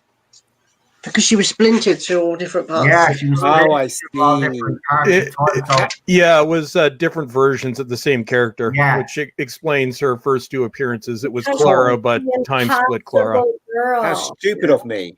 Yeah. What about this? Here's the thing. Everybody be in agreement here, I reckon, on the panel that Victorian Clara was actually the best version of Clara. She was excellent. Oh my! Oh. I would say actually, is he okay? Yes, it's Yeah, fine. he's fine. No, I'd say Series 7 Clara was much more tolerable than the other two versions of Clara because it's a different character for each series. Yeah. Yeah. Kind of became the Doctor near the end, though, didn't she? It was the writing. I didn't like the way she was with Capaldi. In fact, I said this on this radio interview yesterday because I said, look, I said, because he was saying that this bloke, the presenter, said to me, oh, my daughter's turned off when Capaldi was the Doctor, but now they watch it. I said, well, look, it made Capaldi unlikable, which they did in the 80s with Colin Baker. Yeah. Once, history repeated itself and it didn't work. I just didn't like how he treated Clara. I just didn't like it. She worked very well with Matt. We're better in Series 10, though. By that time, he better. Here, talking about Daleks. Now, I like this design. Who recognises that one? Oh, that's the one with Matt Smith. Oh, that's the one in the Winston Churchill victory. Yeah. Smith one. Yeah. Would you like a cup of tea? They did actually win. The Daleks did beat the Doctor. But come here. Did you see the way Matt Smith's Doctor actually reacted after he realised that the Daleks has got the better of him? And then he was able to change suddenly when Clara said that's to him, but you saved the planet, and then, but you don't see any of that with Jo. There's no, even when she met the Dalek in Resolution, have you, I haven't been able to go back and watch the episode. I can't watch it. Seen the YouTube clips that BBC put up on YouTube, and have you seen the dialogue between her and the Dalek, right? Someone, I think, did a side-to-side comparison or did a video showing past Doctors, the way they spoke to the Dalek, the way Jodie Whittaker's, and it's very telling. You can see the writing, even in classic, is far superior when the Doctor is actually having a go at the Dalek or is in front of the Daleks, and then you see Jodie Whittaker's, get off the planet, mate. Scan me and all. I'm the Doctor. Blah, blah, blah, blah. It's not even convincing. She's supposed to be angry. These Daleks have been responsible for so much heartache. Every other Doctor has seen them, has had anger in their face. Do you remember? It's not my favorite 2 episodes, but do you remember in Series 3 with David Tennant where they go to Manhattan and he sees the Dalek for the first time in the tunnel? And he goes, they always survive, they always win, and I lose everything. There's none of that even from Jodie Whittaker's Doctor. Where's that intensity when she comes up against a Dalek like that? Writing and directing, that's what it is. She, I know why. I suspect she's not been directed, and the writing is terrible. I tell you what's wrong with her. She's too busy sticking that in her. Oh God! Ian, you're rude, mate. You're rude. That's Bro, not good. Demonetized. No, you just got flagged. Okay, goodbye, everybody. The stream's about to come down. That's not good. That's terrible. I can't believe they sent me another one of these to review, and I've got to review it. You got to review it. You just Oh, walk dear. around pointing it out with like your arm as far as Yeah. possible. Yeah. It's like this, you know, isn't it? Like this, she does it. Yeah. Yeah. Yeah, because I said to Look, I will say one thing. Like, he was only joking there, but like what we will say is it is a horrible design for a screwdriver. Let's be honest. because look at this, compare this. I got this for a Christmas present. Sure, look, I have this one. Everybody take out your screwdrivers. No, that doesn't sound right. There's Cheryl's one. I will stress it's Cheryl's one. That's Capaldi's one. Oh, hold on. Why can't I? Oh yeah, Ted does. Ted doesn't like this, by the way. He goes crazy. He's watching. Yeah. I'll do that to the cat. Sorry, babe. There. Do you want to say hello to your mammies? Come here. Mammies will say hello to you. He's sitting beside me on me gaming chair. I just think hello. everything they've done with Doctor Who has been bad, from the design of the TARDIS to the design of the screwdriver to the actual idea of Jodie being a doctor. Right across the board, it's all bad. What can we say? All bad. All bad. It's okay, buddy. Okay, you want attention. Yeah. Falls into a supporting background role whenever anyone else is on screen. I mean, that's not the sign of the person you want as the lead character. I mean, yes, it's an ensemble, but she's still technically the star, and she gets lost in it because there's literally not enough for everyone to do. And what is she though with them? You know, like as I said, with the male doctors, they're either the granddad or the father figure or the boyfriend figure, aren't they? So with Jodie, it's difficult. What is she, the sister? What is she, the mother? What is she? It's the fam, so I'd say the mother. The fam. All right. Yeah. Okay. Don't do that word. That's a swear word to me. Well, she does act like a mother because she gave out to Yaz in the other episode. She gave out to Yaz in last night's episode when she went off and kind of did her own thing. So there is. So you know, if the J-bots were looking for some sort of relationship between Yaz and the Doctor, you can rule that out because they're not going in that direction. Apparently, the Doctor's forgotten what happened to her last two companions. Yeah, but the sad thing is, though, with a good showrunner and good writing, Jodie could have worked. You know, all of us were hoping that it would work. You know, I was, even though I disagreed that the Doctor became a woman. I disagreed with that, but I was hoping it would work. You know, that we'd be all talking about the series and going, "Wow, that was amazing," or "We didn't like this," or "We didn't like that about it." But it went wrong. It went wrong from the beginning.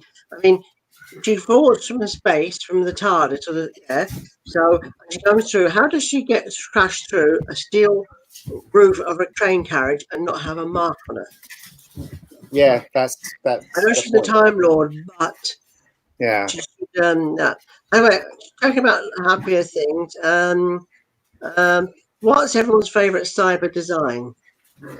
Cybermen. Yeah. What's your favourite?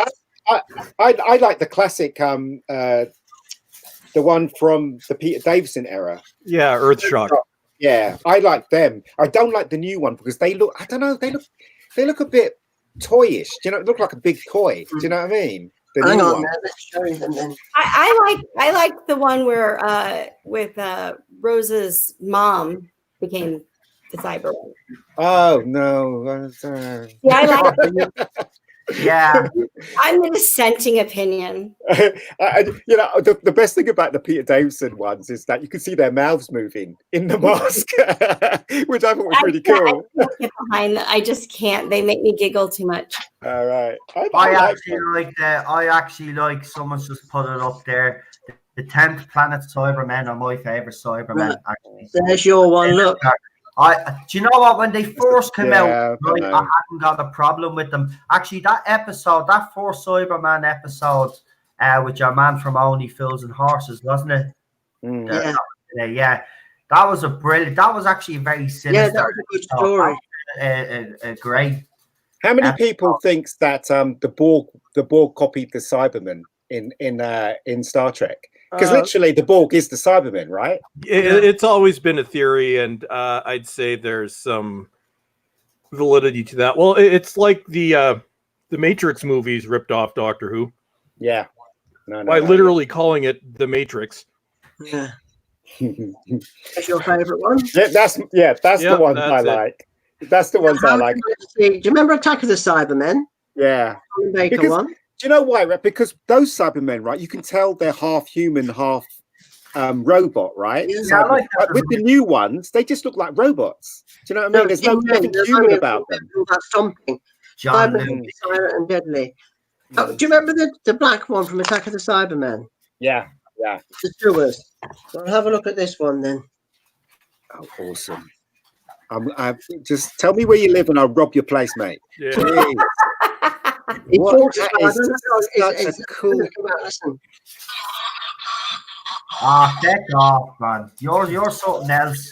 Ian, you're showing off, mate. Do you know what's funny? I've seen this guy being attacked lately on Twitter like us all. And these little J-bots telling him that he's not a real fan. Okay, if that's not a real fan, then I would like to know what your definition of a real fan is. This is a guy that has dedicated his life to collecting. Yes, obviously, after he got past a certain point, he is given stuff to review, but he still buys stuff himself, right? That's a dedicated fan. That's a fan that has spent a lot of money and that has actually, invested a lot of time and emotional time to this show. So you know what? When I see attacks on Ian on Twitter, you know what, Ian? You should just ignore them and actually block them. They're a bunch of idiots. The Force Black Cybermen says the good and the bad and Dave. I like that. The good and the bad Dave. I like that. Like the good and the bad and the ugly. Having Cybermen envy right now. I mean, seriously, I'm just like, Ian's got all the best stuff. Yes. Look, you see, you know what, mate? You know what? I'm going to be talking to some of the Council Estate boys, and we're going to find out where you live, and that's it, mate. You're done. I'm moving tonight.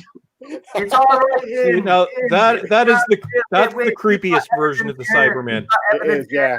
A geek is going to try.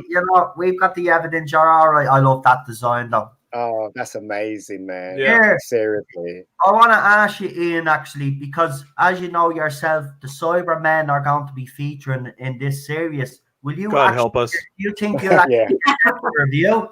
Will you get them to review? Well, I have not seen any. They haven't brought any out, and I haven't been told about any. As far as I know, just 1 minute, and I'll show you the back of the card packaging from the new one. Hang on. Remember that one? No. Oh, yes. Oh, yeah. With the brain, yeah. Yeah, that's the Tomb of the Cybermen. Yeah. Awesome episode. Yeah. At least Bolstrex knows his classic stuff, Noel. Here's a happy thought. Anybody, because I know we were fans back then, anybody remember when it was announced in Doctor Who magazine that story had been recovered way back in 1992? Oh, yeah. I remember finally getting to see that on PBS that summer. And to this day, still one of my favorite Doctor Who stories. Do you remember that time, because it only happened in America, where one of the Doctor Who episodes got hijacked by a strange broadcast? Yeah, Horror of Fang Rock. Yeah, that was 1987. Yeah, there's clips of it all over the internet. I put that up on my YouTube channel. Yeah, Max Headroom. Yeah. That's weird.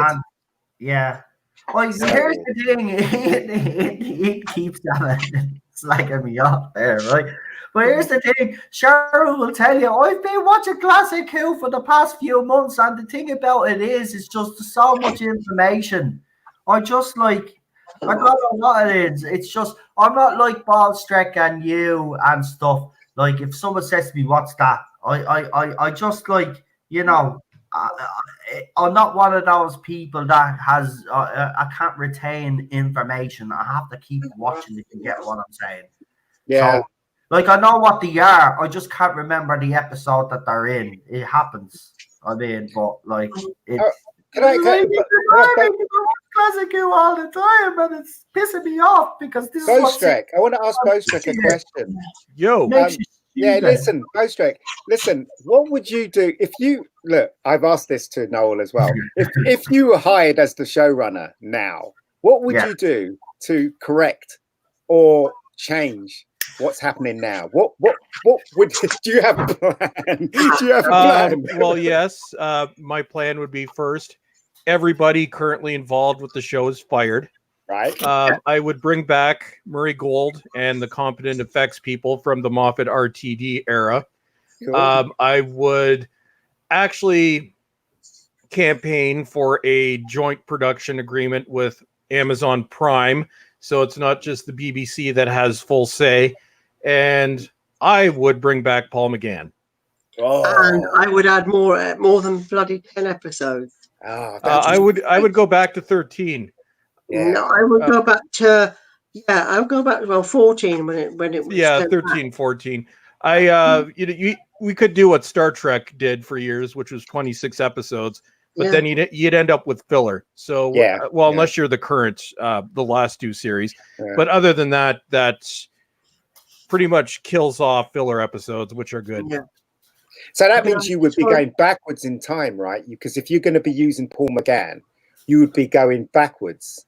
And, I would either go backwards, or I would use the loophole that the Doctor can revisit old faces, or the loophole that David Tennant regenerated into the same face because he wanted to, which is a plot hole. What if he wanted to stay as that? Why was he so sad when he had to regenerate into Matt Smith? But it's a thing that is a thing. I'd find some kind of plot hole, legitimate plot hole, not what we're seeing now. Yeah. Wow. For Noel, what's that one from? It's a Cyberman with an afro. Revenge of the Cybermen. I'm going to say, buddy. Good work, Noel. I'm sorry, I was actually looking after the dog because again, and he keeps throwing the bleeding under. Oh, is that the nude you're doing? You know what? I don't like them. I do. Really don't. I actually all right.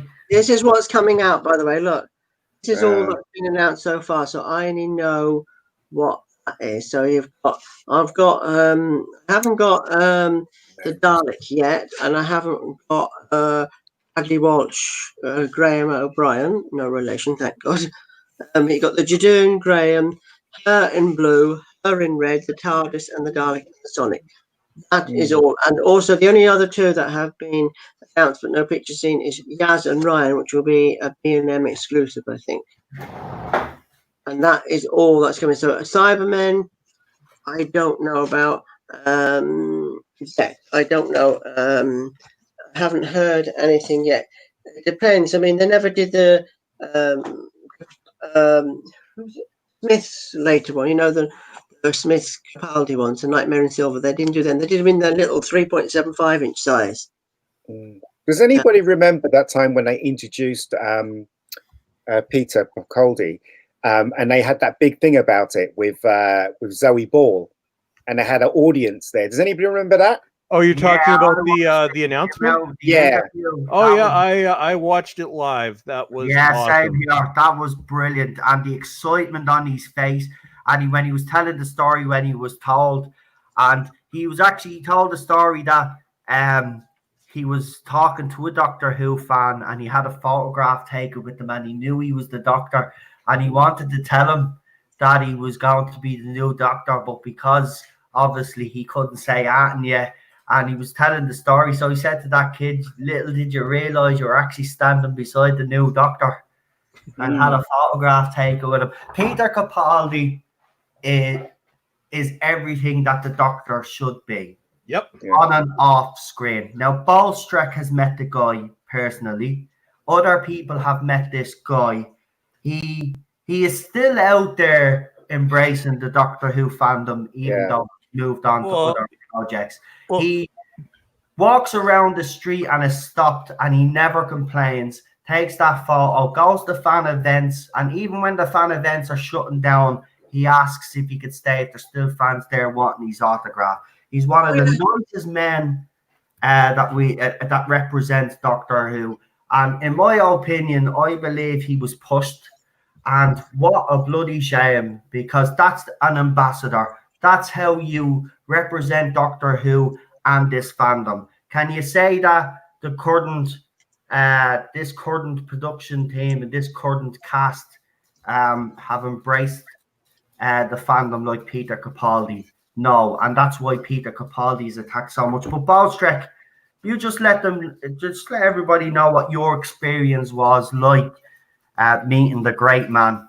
Well, it was August. I was at the Fan Expo in Toronto, and just to put this in perspective, so it's a massive expo, one of the largest in North America. So it's just a little mix of everything. But in the autograph section, so on one side we had, the TV show The Boys. They had Carl Urban and a few others. On the other side, they had Sean Austin, Steven Seagal, who looks a little bit different these days, and that poor kid who played Shorty in Indiana Jones and the Temple of Doom. I actually kind of felt bad for him because nobody was lining up for him. Capaldi had by far the longest line, at least 3 times the length of anything else that was there. And I was there with my friend, and he took the time to talk to every fan. Not just what some of the others were doing, just, hi, yeah, here's your autograph. No, some of them he talked to for 5 or 10 minutes, which is why it took so long to get through. But it was awesome because I think it was close to 4 hours. I was able to watch him interact with fans. And then after it closed, or the expo closed, he stayed for an extra 2 hours to make sure that everybody was able to speak to him. So yeah, and could you see the current iteration doing that? No, I don't even know if Doctor 13 even does. How many Comic-Cons have the current cast actually shown up to? I don't think they've done any. 11, they did a lot, didn't they? But they did none for Series 12 of them, correct? Well, they did Comic-Con, they did interview panels and a few things like that for Series 11. Series 12, I don't think they've been anywhere. Yes, they did San Diego, and that is all as far as I know they did. Yeah, they did a press tour. I think that's it. Yeah, well, of course, and they did, and she did for Series 11 interview. I remember on BBC Breakfast. Yeah, she did Jimmy Fallon as well this year. And she also came up in New York with Manip and Tolson, and they did an interview for the premiere of Spyfall, I think it was. But that's the only thing. But they've never really interacted with the fans fully since. No, I don't. She has much before she became her first episode, before it even aired. I know when after she been on the radio, she was met outside and she stopped approaching us. Now, I'm not going to criticise her for this because she's probably told at the moment where to go. She's not told to go to these events. I know Capaldi. I still think Capaldi was sacked. Yeah, he was. I put money on it because he was. Listen, when Chris Chibnall was hired, and Balstrek will back me up on this, right? The weird thing is we can't find this article, but I'm pretty sure it's on a video. It exists. Never enough. Well, here's a funny story about that convention. So Tony and I decided we would count who was dressed as which Doctor. And actually, there was a guy there that could have been a clone of David Tennant. I should have taken a picture. So because Capaldi was there, we counted, I think, over 30 of him, probably at least 25 of Tennant and Smith, and then there's the classic Doctors. We counted at the entire convention 4 13th Doctor costumes. And here's what was really funny, because we were in line for so long, and I obviously was not going to say who I was because I'm sure somebody would have bludgeoned me to death. But there was 3 of them. They were a little bit ahead of us in the line, wearing 13th Doctor costumes. And I was there with my friend Tony, who was my co-host for my reviews of Series 11.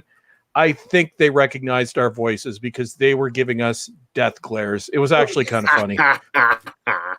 Hilarious. Absolutely hilarious. You better watch out, pal. I'll tell you. Better disguise your voice now. Yeah, I have. Oh, Can I have that? yes. Sure. No. Ian, you're making me my jealous, man. What's going on? Jeez. But That is you amazing. talk about Oh, my opinion of him. Great doctor as a person. I'm not a fan. I was not a fan of his because I met him. The first time I ever met him was at a big convention. First one I ever went to on my own was called. It was organised by the Doctor Appreciation Society, Panopticon 7. It was a big. It was called Imperial College London, so a big hall. And I sat in the front, and I asked him a question. I'd forgotten about this until the year before last. I happened to come across it on YouTube. I can't find it since. I asked him a question. It was, who was his favourite companion? And I got the answer was, well, I can't answer that because it wouldn't be fair to the other actresses. Can we have a proper question, please? that's a bit rude. Wait, who said that? John Pertwee. He's a whole. Everybody. Yeah, but hang on. Wow. All he said was this, right? So if I get this straight, this is what you're saying. You asked him who was his favorite companion, and he answered back, I'm not going to answer that because it won't be fair. Actually, yeah, I think I can kind of see that because he did have 3 during his tenure. And we all know that he was very close to Katie Manning as well. So Yes, I can kind of see that. But we all know Tom's favourite was Elizabeth Sladen. yeah, We know Peter has said who his favourite is. Now, talking about companion, not actress, Peter has said Nissa was his favourite because her as a companion being a scientist, worked better with his doctor than Keegan was always whinging, and Adric was whatever Adric was. So we know that. The other doctors have announced it. Patrick Troughton's. Yeah, but I can understand where he's coming from. Maybe the way he responded to you was a bit you were taken aback from it. But I don't think he was being rude. I think he's just being respectful to the actor. What about this line? Then he didn't say, "We have a proper question, please." He said that as well. That's a in front of everybody, not just. And then another time, I was in 1983. Now, at that convention, who remembers the old Polaroid cameras? I believe I still have one in a box. He pulled up one of his funny faces and he stuck a sticker to his head. I had that same photo and I thought, well, he might like to sign it. And just in the dealer's room, and I see him coming by with his entourage of people, and I just said to him, "Excuse me, would you sign this?" And he said, "No, only in the autograph session." He didn't stop. They saw everything, just carried on walking. And then there was a third time. They asked him something about, that silly song he does to the monster of Peladon. Right. So I asked him. Experiences with Pertwee. And he said, I think I said something like, I asked him a question again. I can't remember exactly, but do you make it up or something? Or something. It's sung to the tune of Good King Wenceslas. But again, he was rude to me there. I've heard many stories about. He just doesn't like you. Yeah, I've heard many stories. I mean, Tom Baker's often talk about how tight he is. He wouldn't even buy a drink. But you know what? I've heard that story a few times. You look like Chris Evans anyway, so maybe he thought you were Chris Evans, from Radio 1 and just ignored you. But talking about Tom Baker, have you all seen that interview he did a few weeks back on YouTube with Nick Biggs of Big Finish? And he's talking, and he is just, it's hilarious, and he's just as brilliant as ever. Voice is still the same. I mean, he's 86 now. Yeah.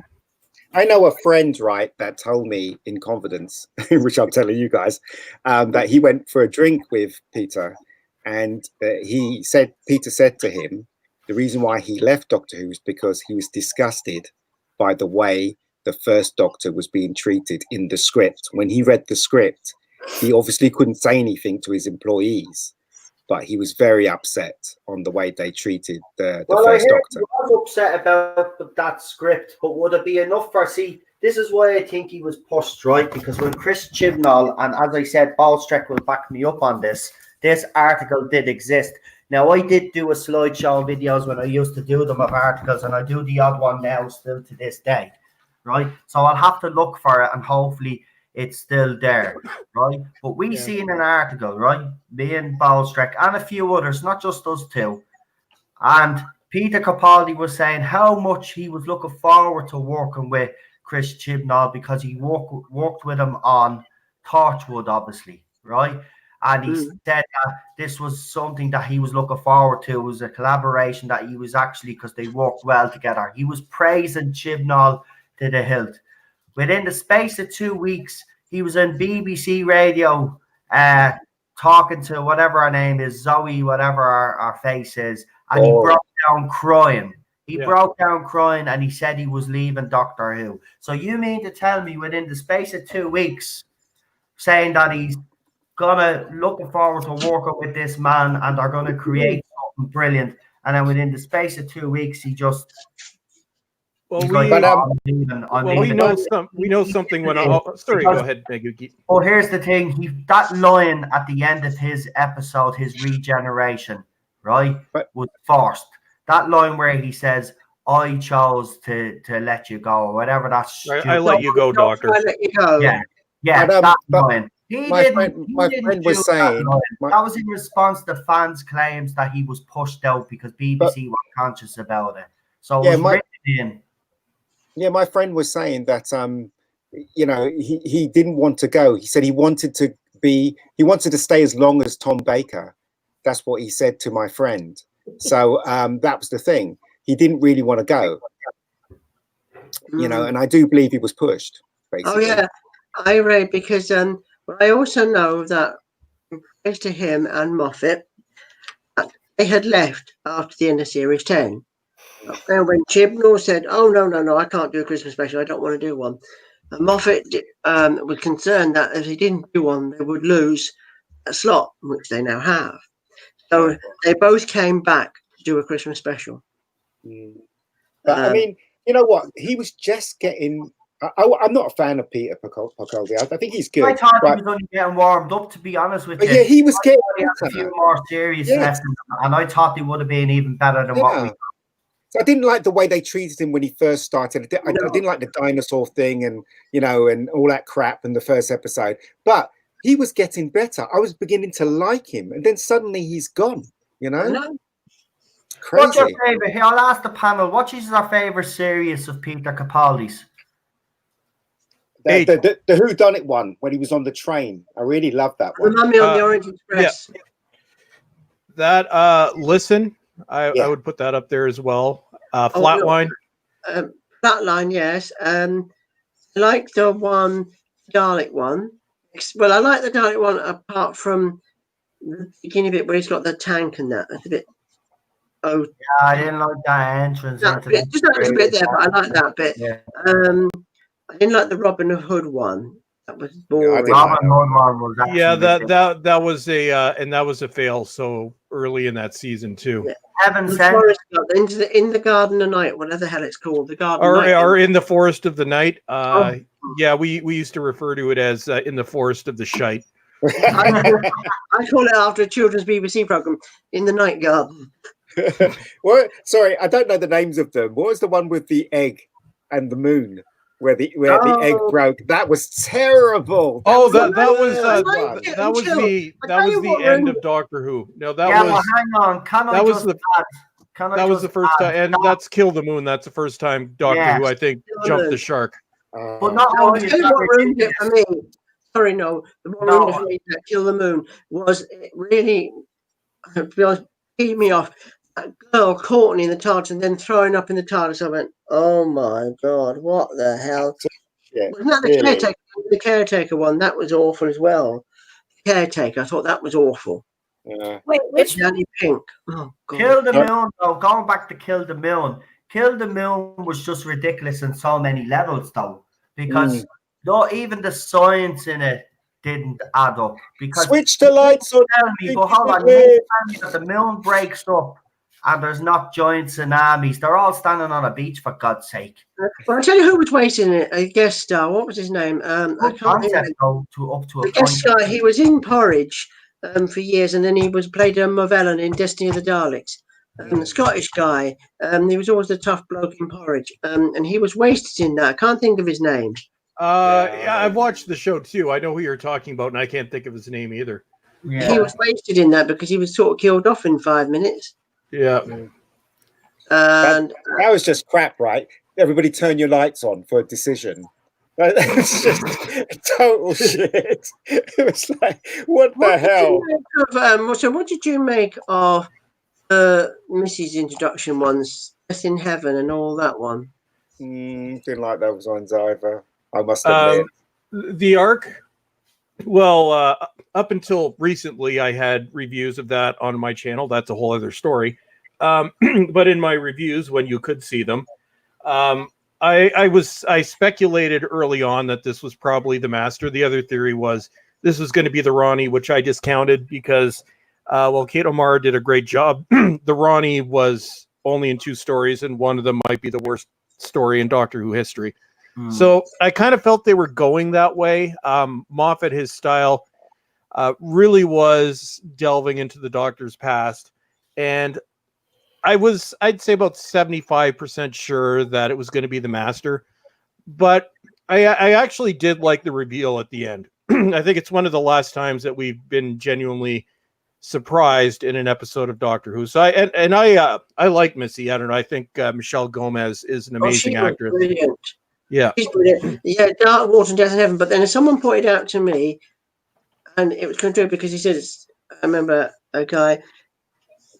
Kiddies might be upset because the death, dead people, and then ruining the Brigadier like that. Yeah, just like that. Back to life. I mean, I can't understand how they managed it because one's been dead for 10 years. They're all be just boom. So how the hell can Cybermen reanimate bones? What? I do like the idea. That was a misstep. It was actually a creepy misstep. Yeah. I do like the idea that they tried to make the Master, when the Master was a woman, he or she was fighting to be good, right? I like that idea, and it's the reason why she did those things that she did. But don't tell me about the other Master, the new Master, where he's evil and he has a chance to kill Jodie and he doesn't do it. Those things puzzle me. To be fair, the Master's always done that. I mean, I know, but it's just bad writing. Even in the past and today, it's just bad writing. Sorry. What did you think of going to series 10? The Doctor doesn't want to kill the Master either.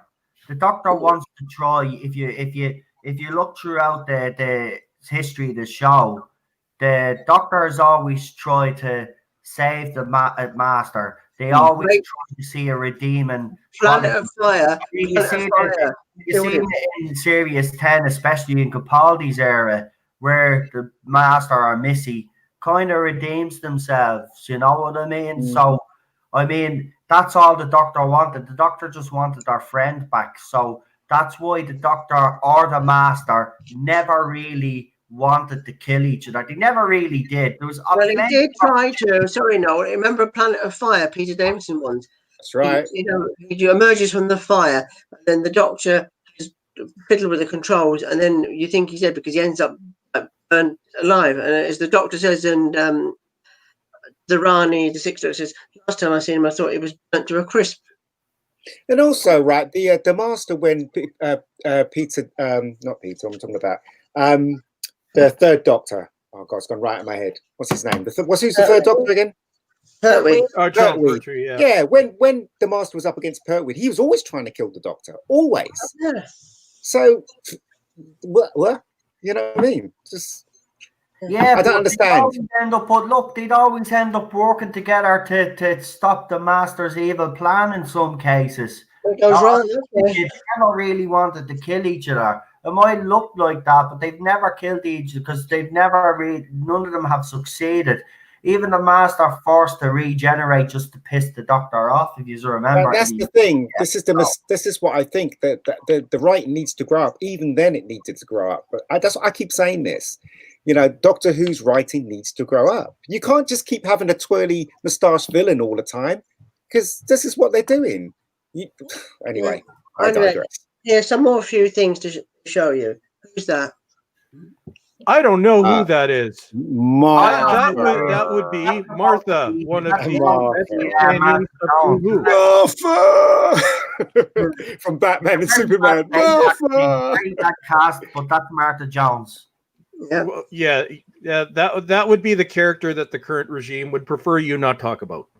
Why? Yeah, well, I like Martha Jones. Martha Jones is a very underrated bloody companion to be. Yeah, should have had 2 full seasons.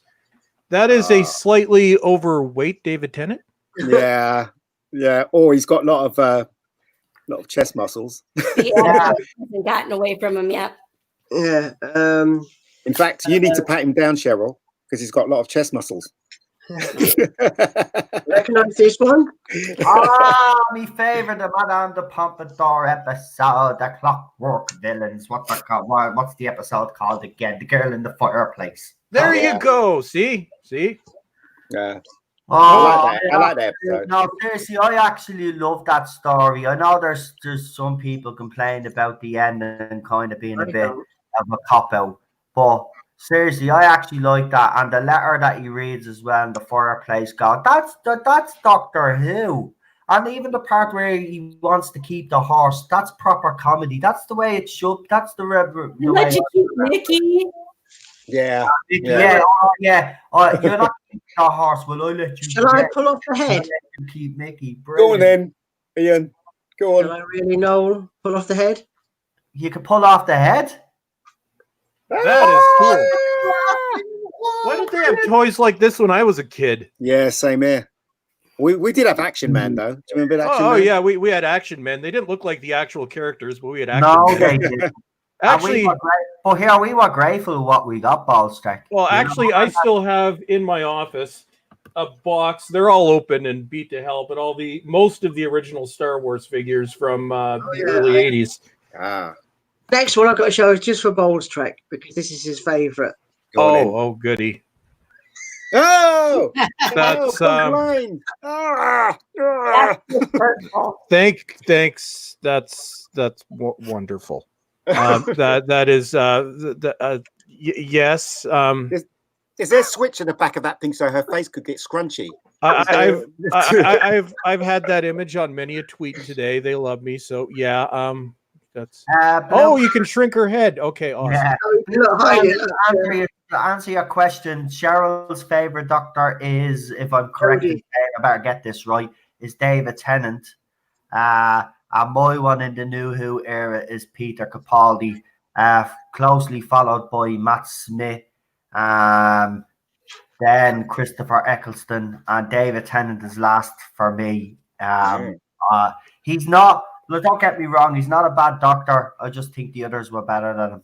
That's for me. The classic Who. It almost depends on my mood because it goes back and forth. Let's see. Who would be my favorite right now? Right now, I've been in a Tom Baker phase to cheer myself up, so I'd have to say Tom Baker, followed by Colin Baker, who's interchangeably is my favorite Doctor, followed by season 26, Sylvester McCoy. Followed by Troughton, and yeah, I'd say those would be the top ones. New Who, Capaldi, hands down. Number 2, Christopher Eccleston. Number 3, I missed one. Okay, no, number 1, Peter Capaldi. Number 2, David Tennant. Number 3, Christopher Eccleston. Number 4, Matt Smith. And there was no Doctor Who after that, so so Matt Smith at the bottom. I love the guy though. Mine's is the Council Estate Doctor, actually. The Council Estate Doctor, yes. Can I just say something about her? This might sound racist, but please, everybody watching and listening, it's not. I was watching another YouTube channel today. It just came up. I don't subscribe to him, but it came up recommended. Two guys, a man and a woman, and this woman said the BBC have ticked 2 boxes.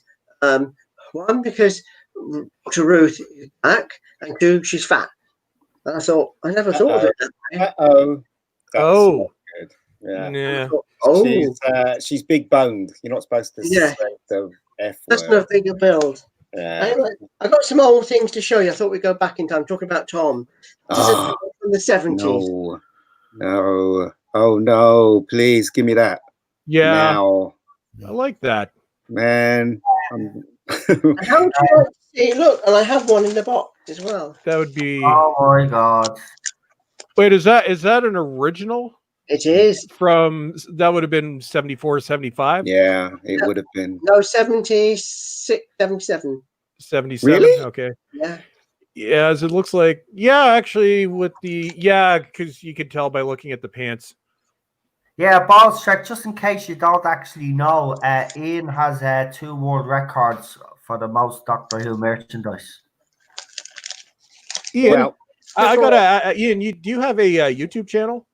Yeah. You know, Time Lord, like my Twitter name. I haven't checked out your channel, but it's the same thing. Okay, I'm going to sub to that because I have to check this stuff out. And here, look at this one. oh, please give me that. Yeah, that's my childhood fantasy right Yeah, there. same here. And guess what? It's signed by Leela herself. Speaking of Louise Jameson, has anybody seen the trailer for the upcoming Blu-ray release? She would make a great female Doctor. A few people have said that. Yeah, No, like look. Oh, please give me that. Oh no, the hair. The hair is... Put it back in the box. Put it back in the box. Put it back in the box. That's unfortunate. Yeah, okay, I'll go with that. Ballstrick, his channel is actually in the live chat there. Chris Persia put it up there. So Chris. Oh, hello, Chris. I haven't even paid much attention to the chat. Moderators on the channel. We actually, everybody here needs to give Chris Persia a shout out. Well, everybody here that's doing chats, but Chris, I think you've moderated pretty much everyone. Yeah, Chris, man. You're a legend. Well, we've got Chris, so hail Chris. We've got Daniel, hail Daniel. Are those the only Daniel's a legend as well. Yeah, he's lovely. He's a legend. I have to say something about Ballstrick. I can't wait each week for your review because I just roar with laughter. Tomorrow morning I shall be watching it. So funny. I've saved it. I thought I'm going to save that for tomorrow because a friend of mine I was speaking to about 2 weeks ago, he said, "Oh, I watched this guy's review and saying that," and I says, "I know that," and he was actually watched yours, and he agreed with everything you said. The two people I love watching is Bowstrick and Critical Drinker. Both of you make me laugh so loud. Oh, he's a genius. I could only hope he. The thing about Drinker is he's got a gift for both analysis and comedy, and the mix of the two of them is unlike anything I've ever seen. But Ian, I'm glad I was able to make you laugh. It's my woke Batman videos. I guess I've heard are somewhat humorous. But yeah, no, I just subscribed to your channel, so I believe I am subscriber 110. You know, I'm just looking at this is awesome, man. I'm surprised I have not seen this before. I need to check these out. And I've already got the boys, you know, I've counted them all up and they're coming round. We'll find you, mate. We'll find you. Yeah. We're going to rob you, pal. This is a Tom Baker from the 90s. I haven't got batteries in it, but this one does it. She does talk. Oh, man, that's so cool. Has his hat come off? No, this is all right. So this was Product Enterprise. This is another one. I will get you. I promise you this, but I've got to figure out what batteries it takes. I have. Would you like to look at it anyway? There's no batteries in it, but a movie Dalek. Oh, what from the 60s? Yep. Yeah. Ah. Show it to you. I'll go and get it. It's just over here. I haven't got any batteries in it, but I will show it to you. Blue Planet, Ballstrick gets the hate that he gets is because he has a lot of people that agree with what he has to say, and that rubs up a certain small minority of people, and that's why they go and do the things that they go and do. Harry gets the same Critical Drinker. I've got the same. Even my poor wife is being the target of these people. Ian, as you've heard as well, has also been a target. It's absolutely disgusting. It's a game of whack-a-mole right now. Just to put this in context, so I've had my Twitter account since December 2008. So it's not quite, but almost as old as my channel. I hadn't even gone into the little section where you can see who you've blocked until last week. So in what is that? A little over 11 years, I have blocked 5 people. Wow. But now I've just with the trolling on my channel. You got to see my block list now. It's a freaking sideshow. But yeah, I've just, you know what? If you're just there to be an idiot and spam, goodbye. That's it. I've got something to show you guys. I think some of you might have seen this, but Cheryl picked this nice little piece up. I'm just going to show it off to you now.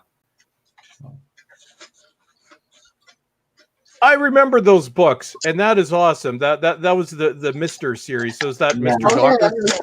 Oh, that's so fun. Yeah. Wow. Even Capaldi as well. Got the logo on it. Look, the logo. The real logo. I missed that logo. Yeah. My favorite diamond logo. Do you think they should bring back the theme though? You know, the classic. You know, when the actual series starts. You're talking the original '60s theme? No, maybe Tom Baker's one. Or so Tom Baker, the original theme, but the remixed version. Yeah, I like it when you see his face come on. You know, as the Doctor. Maybe do that as well. It's who was it? Big Finish for one of their an 8th Doctor series actually did a remix of that theme. It was different. I wouldn't want to see it with the current iteration, but maybe sometime in the future. I know the guy who did the music for the Sylvester McCoy era, Mr. Glynn. Because he did music for one of my feature films. So, and we had to talk about Doctor Who. See, a lot of people hate that version. I actually like that version. I thought it was a nice change. He's making a lot of money doing the rounds though, with you know, doing different versions of it and stuff like that. So, what you got there, mate? Oh wow, got my tea. I'll have a cuppa, mate. Yeah, just a different one there. I love Ian. He's like getting his toys out. Right, Dance.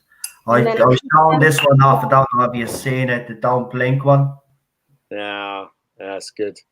I got a TARDIS one. Yeah, I have that big Dalek one that you're saying. There's a Cyberman one. Delete. Jesus, looks like you put 6 cups of tea in that one. Jesus, that big, or is it just you in front of the camera with the cup? Did I show you this one? Did you see that one already? Yeah, the check. Yeah. Oh yeah, just my Blue Planet. Would like to see positive Who videos from Bowles Trek. I might do one after this train wreck is done. Although, if you want positive videos, I used to have a lot of positive videos on my channel. Only about a third of them still exist. But my most of my DVD reviews, where I went over the entire series, those are some of the few videos that remain on my channel from back in the day. But you know what, though, I love it when you slag them off and you shout. I sometimes I'm holding my side. I'm laughing so much. It's so funny. But you're really good at what you do. As I said, same thing with Critical Drinker. And you know who I think is the daddy of them all is Gary. I was about to say Nerdrotic. And well, Doomcock's our lord too. So Lord Doomcock. But he's different though. He's like, you know, he's like the future ruler of Earth. But, but I warm to Gary because he has that radio voice. Well, that's what I've always thought. Yeah, Gary could be a radio DJ. Yes, he could. And also, he's really you could, when he's talking, you could really, you know, accept him. Do you know what I mean? Because he's so nice. You know what I mean? He's like such a nice guy. Yeah. So he's got that going for him as well, actually. And I'm not surprised he's got so many people subscribed to him. You know, because he just comes across as a really nice guy, and you know, and even when he's slacking off someone, he doesn't really have a go. No, but he does, if you know what I mean. He has his style. You know. Yeah. So. Well, it's unlike some other sides, and it includes both sides of the fandom. At least, well, Twitter is a different story because Twitter is a freak show. But on YouTube, almost all of us have a policy where we don't attack other YouTubers by name. I know Gary definitely swears by that. Yeah. You know, and that's what we're like. I'm like, I will criticize you. I have made response videos, but it's not a personal attack. And the last one that I didn't actually even mention the person by name, although they've had a go at me lately. So there's been some interesting exchanges on Twitter. Yeah. Interesting. It is what Not goes. worth mentioning other YouTubers' names because it develops into this ridiculous thing of he said, she said, and then you're also giving the person that's being awful a ton of credit, and people are going to pop on over there. So it's best just to ignore. Yeah, or block them. Yeah. Oh, like I said, I used to on Twitter. I didn't block anybody, but given that my account is literally being spammed to death, I've started clearing them off. Even on YouTube, I don't think I've blocked anybody in probably 2 years. I've had to go through. Stepped up their game, haven't they? It's been an interesting week, to put it mildly. I'm keeping my eye on the chat, and again, Daniel and Chris, you're doing an amazing job. Thank you. Yes, thank you, my friends, and I know it's always appreciated, and we see you, and especially lately, it's not easy trying to moderate these chats because they're coming up everywhere. I was on they came up in a stream that I was doing with Drinker on Friday. Then right after that, they went over to Gary's stream. Then I think they went to your stream. It's like, get a life, guys. See, that's the problem. They've no life. And this is the only thing that gives them some gratification. And it's actually sad, really, that the fandom has actually turned this. Well, there was a humorous video that I eventually decided not to put up. And this was maybe a year ago, where people were making hate videos of me. So I was actually collecting all these videos in a folder. And my plan was to put this together with comedic music in the background. And a lot of this was completely over the top. Then eventually I decided, no, I'm not even going to give them that much credit. The closest they'll get is the talking goat making fun of their comments without their names. Yeah.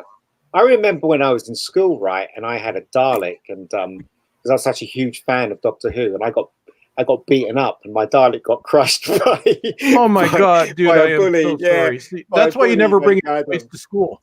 Yeah, a guy named Madam, he stepped on my Dalek, and I was devastated because I couldn't. That was my Dalek. Do you know what I mean? When I was teaching, my kids knew how obsessed I was with Doctor Who, and one of my besties gave me a necklace that had a Tardis hanging from it, right. And one of my little ones decided to make a break for it and head on off onto the street. So I'm freaking, like running like I'm Jason Statham or some stuff like that. And I grabbed the necklace and I pulled it over my head. And I'm like, oh, somebody save my TARDIS. I am not kidding. 10 kids ran over. They're like, oh, we have to save it for her. I mean, it's. Here's a question actually I want to ask you. Do you remember that stigma? Because Cheryl, you bring up an interesting question. There was always an interesting point, I should say. There was always, if you follow Doctor Who, it was like, you like Doctor Who. Has Doctor Who, being a Doctor Who fan now, become a joke again? Because you know what, right? Is it an embarrassing thing now to say? It's not. No, it's not. When I was younger, right, being a geek, a movie geek, a TV geek, right, was frowned upon. Now, as I was saying to you, Noel, when I was at the 50th, I look around and there's all these people claiming to be geeks, right? Young people, good-looking people. We were never good-looking. Us geeks were never good-looking. We were frowned upon. I had my Dalek smashed. Do you know what I mean? Now I remember now it's the in thing now, isn't it? Well, I remember back in the late 80s and early 90s when Doctor Who had kind of devolved into a joke. When I was at school, during that period, I wouldn't even mention that I was a Doctor Who fan. It was like my dirty little secret. Well, put it this way, I can tell you what it exactly was like. It was the same as being gay. I mean, now, I say I'm gay, no one matters. That's how it was like. It was like you were in the closet to be a Doctor Who fan. Yeah. So Davis has mentioned that. He said he went into Smith's one day, not long after he brought it back, and buying the Doctor Who magazine, he said this woman in Smith was saying how wonderful it was. Because in the days, you know, it was like a big secret. I mean, I at school never hid it. I mean, Yeah. I teased over it a little bit, but I wasn't bothered because there was some fan. Yeah. I mean, I watched it. Funny enough, I found not long ago, I came across a birthday card or something I wrote to my parents, my mum or something when I was about 5. What did I draw over it? Alex and Tardis. Yeah, I've got some photos of both. Sure, what was the attitude like when you to your kid, the school kids and people that knew that you were a Doctor Who fan? Did you have any similar experiences like was a kind of a dirty little secret you didn't really kind of talk about Doctor Who because it was an embarrassing thing to No, I was actually blessed. I mean, it put me into a certain level of cooldom that I've never been in my entire life because I was a Doctor Who fan and because I knew my Doctor Who stuff. But I could also use it as a teaching strategy. A lot of the students I worked with were higher functioning autism.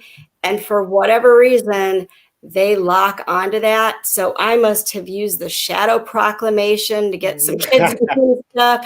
I had the Sonic that Noel shows off. I used that and I'd have to like Sonic my students and stuff.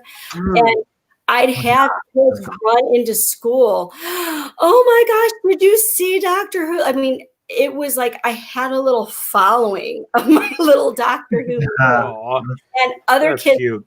The best part about it was there were other kids that weren't really into Doctor Who. And my little friends were so supportive and tried to get them like, oh, let me tell you all about it. And maybe we should have a play date and stuff. So it was really different. And I don't know if it was because as a female adult, I was really super into it and completely unashamed about it, that maybe some of the other kids felt like, hey, this isn't a weird thing. Like it's not, but we also didn't have it go to complete crap like you guys did. Now, if someone were to ask me right now if I was a Doctor Who fan, I'd be like, yeah, I love up to Capaldi. It's like my best friend also just paying me often winds me up because I gave him, and he hasn't watched it yet, a couple of years ago for a present. I said, look, watch this and then tell me what you think of Doctor, because he always says Doctor Who is shite to wind me up. And I never ever thought I would ever agree with him. When he says to me Doctor Who is shite, I says, yes, you're right. Now it is. I've got something to cheer you all up. Now, I talked about the movies, Peter Cushing. Yeah. Have a look at this lad. Oh, wow. And he's got a magnet. Oh, for God's sake! Why every single one he has just comes alive? Like he just it's not just a simple figurine. It's filled with sound effects. Is that from the film? Yeah. Oh wow! Look at that. All geeks. Yep. I'm getting is anybody? I'm not messing. Is anybody getting goosebumps? Hang on a minute. If I On the floor, or is it because it's actually cold and I'm getting goosebumps? I'm going to put the laptop on the floor, so hopefully, can you see it? Yeah. Oh God! Right, Don't it moves. You're gonna does he move? Oh my God! It moves. I want one. I want one. Okay, so Ian, I just need to know your address. I want to send you a Christmas card. Me too, Ian. Me too. Yeah, but anyways, guys, I just have to step away for a quick second. I'll be right back. No worries. Colin, to answer your question, no, I did not have an after-school club or anything. It was pretty much nonstop for me. But what I did do is I would offer a lunch group for my little Doctor Who friends. So my little the eye stalk. Hold on, the eye stalk is moving. His head is moving as well. There's a cat. There's a cat. There's a cat. Oh, exterminate! That is brilliant. It's pretty cat. Even the cat knows not to mess with it.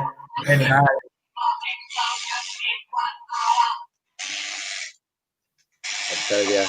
That is just absolutely fantastic. Holy. I'll just run through this up with you. I'll just get the right speech up. Now, this is from the first film, Doctor Who and the Daleks. This.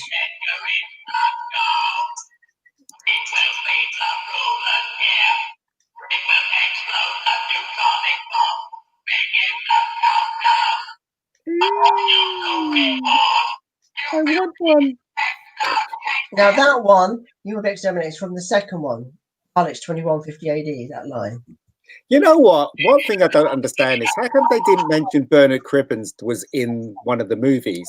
Because he was in the David Tennant era, wasn't he? Bernard Cribbins. Yeah. And no way did they mention that he was in one of those films, one of the Doctor Who movies, because he was in Yeah, it. they're not canon. I see. Moffat did try and insert them. I think it was a poster, a movie poster or something he wanted to do when they went to the Tower of London. That played the archive, the dark archive where it wipes your mind. Well, they were going to have some sort of poster recognising the movie, somehow putting them in, Doctor acknowledging them, you know. Yeah.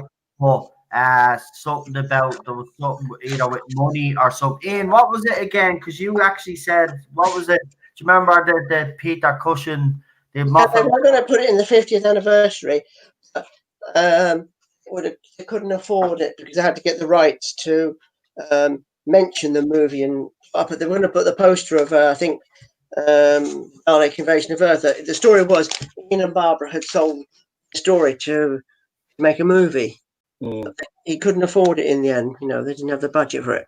I've got another lad to show you. This was in the 90s. Enterprises. It's not remote control, but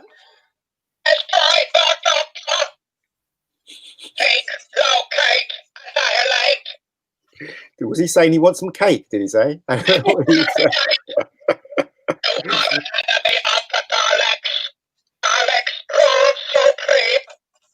Oh my God.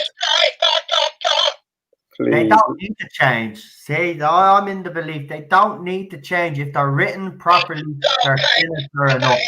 He looks like chocolate. That's what he looks like. You know, these red lights. Actually, you should bring those red lights back. Look at, just press that again, Ian. Look at that. But not even that colour as well. Or maybe that's what Chibnall's done. Remember we seen that weird looking Dalek on the bridge? Dalek chocolate. They've never had. Closest they came to a black and gold one was in the 70s. It was this sort of one. This one they never did. I think that would make a good, like, the Supreme Dalek. Yeah. Black and gold. Yeah. It's good, man. Black and gold Murray Bond. Have you any sea devils? The Sea Devils. Yes, I've got Sea Devils. Why haven't they brought back the Sea Devils? I thought everybody thought they were coming back, and I don't know what's happened. Look, if you look at the way the series has gone so far, I just want to make a quick observation. It seems to me that this rumor that Chris Chibnall went and had a hissy fit, we call it chaos in Cardiff, it happened because you can clearly see that some of these scenes are just stitched together. It's not, even the editing is not great. This is why I think they threw it out as quick as they did. They threw it out at a time where the TV, where it wouldn't get that much competition, or so they thought. So the ratings would be decent enough, but they've ended up being absolutely ridiculous, and that's why they threw it out. Look at that. See, that's the design I want them to keep, though. But a lot of people said they think they need to be updated. What is your... Actually, guys, I'll ask you that. What do you think if they do bring back the Sea Devils? Would you like to see an upgraded redesign, or would you like to see the original? I think the original, personally. Right? That's what I remember. Sorry, no. Don't you remember it did kind of update them for Warriors of the Deep with Peter Davison, season 21, Warriors of the Deep. Remember they were all in this sort of like samurai armor. They still looked, I mean, still had that sort of face, and they still sounded the same. You can't change that voice. No, but I suppose you could have them with the some sort of armor this time round in the new series, but I would like them to keep the head. I'd like them to they keep can't. the gun and their weapon, their gun. Yeah, I mean, one thing I would say, when they brought the Silurians back in the Moffat era, at least though they said they were, you know, an offshoot. They weren't the same lot as the ones with Pertwee. There you go. Look, the gun. Thing is, though, they wouldn't stand a chance against the our armed forces, though, would they? Let's face it. They'll get mullered. Not much of a threat, really, to Earth. I think the ships, you know, they were capturing the submarines. Yeah, well, capture the nuclear weapons. You know, could easily think the subs capture the nuclear subs and that. Hey, talking about the Sea Devil, sorry. Here's a fact for you. On the DVD, the Sea Devils, on the extras, they talked to Chris Bryant, I think it is the director at the time, and after it was made and that, and after it went out, they had the Ministry of Defence contacted the BBC saying, "How did you get the designs for our nuclear sub? Because you know they had a model of it, and this is top secret, blah blah blah." And they said, "Hey, we only made it up. You know, we just made the model ourselves. We didn't know anything about it." Yeah, and that's how good it was. Yeah, I've heard that story. Yeah, so good. I remember one of my friends at school. Well, he wasn't at my school; he was another school. And Tom Baker came to visit the school. It was like just there was no announcement or anything. He just came into the class and he started talking to the kids. I was so jealous, man. I was so jealous. I was like, how did that happen? And apparently he was visiting schools at the time just to gain his popularity. Oh, he did that a lot. I think it was just when his first season started to air. One of the DVDs, it was one of the special editions that was released later, actually had a little documentary of Baker visiting, and I think it was the re-release of Robots of Death. But yeah, no, he was known for doing that. Yeah, I know. I wish I was there though. Yeah. Wrong school. Wrong bloody school. Have you seen the figures for the latest episode? Yes. I tweeted about that this morning. That was a fun time. Yeah. Well, actually, Noel, if you go to my Twitter, I actually retweeted. Somebody actually put up the full list of episode ratings from the beginning of from the begining of series 11 down to now, and it's actually funny to look at. It's like it's literally the sinking Titanic. Yeah, I was talking to Noel about it earlier, because I said it gets better and better because I sent him I retweeted it over to I sent it over to Noel because it's like the Titanic going down. Yep. And it's not made up because I thought I read earlier that it's, let me find it now. Just nip onto Twitter. Hang on. I actually have it there. I got it. Yeah. I have it. Here we are. Doctor Who Series 12 ratings. So I was saying, Bolstrake, what making me giggle, even though I shouldn't really, but it's so abominable. Now, let me give an example. I'm not going to go through every single one. Here's one. Episode 2, Overnights 4.6 million. Consolidated in a week, 5.91. Not a bad increase, but this gets better. The final figure after 28 days, it all managed to get up from 5.91 to 6.07. Yep. It gets better. Episode 4, 4.4. Consolidated 5.7. Final after 28 days, 5.20. And then episode 5, Overnight 4.21. Consolidated 5.42. And then 5.57 after 28 days. So it only went from 5.42 to 5.57. It's really, yeah. Some people out of bed and just tune in by accident. Possibly. Well, I what's really funny is the 3.97 from the overnights from yesterday. They tried that little stunt last week thinking that it would boost the show. It didn't. Let's hope for 2.5 million before the series is out.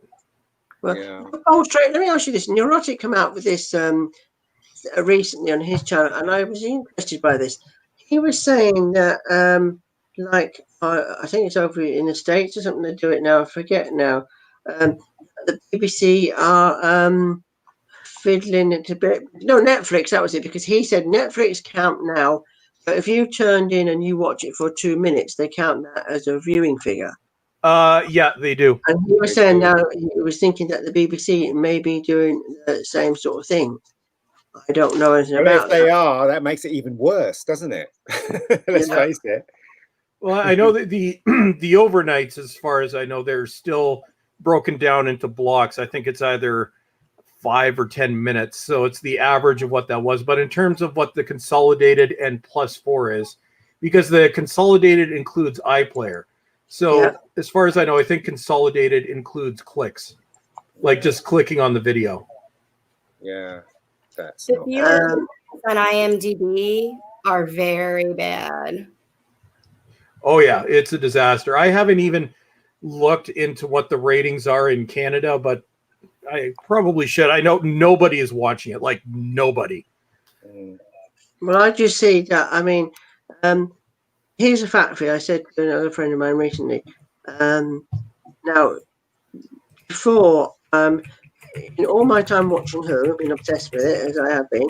I have never missed an episode. The only time I missed was well, I don't remember much in the Tom Baker era.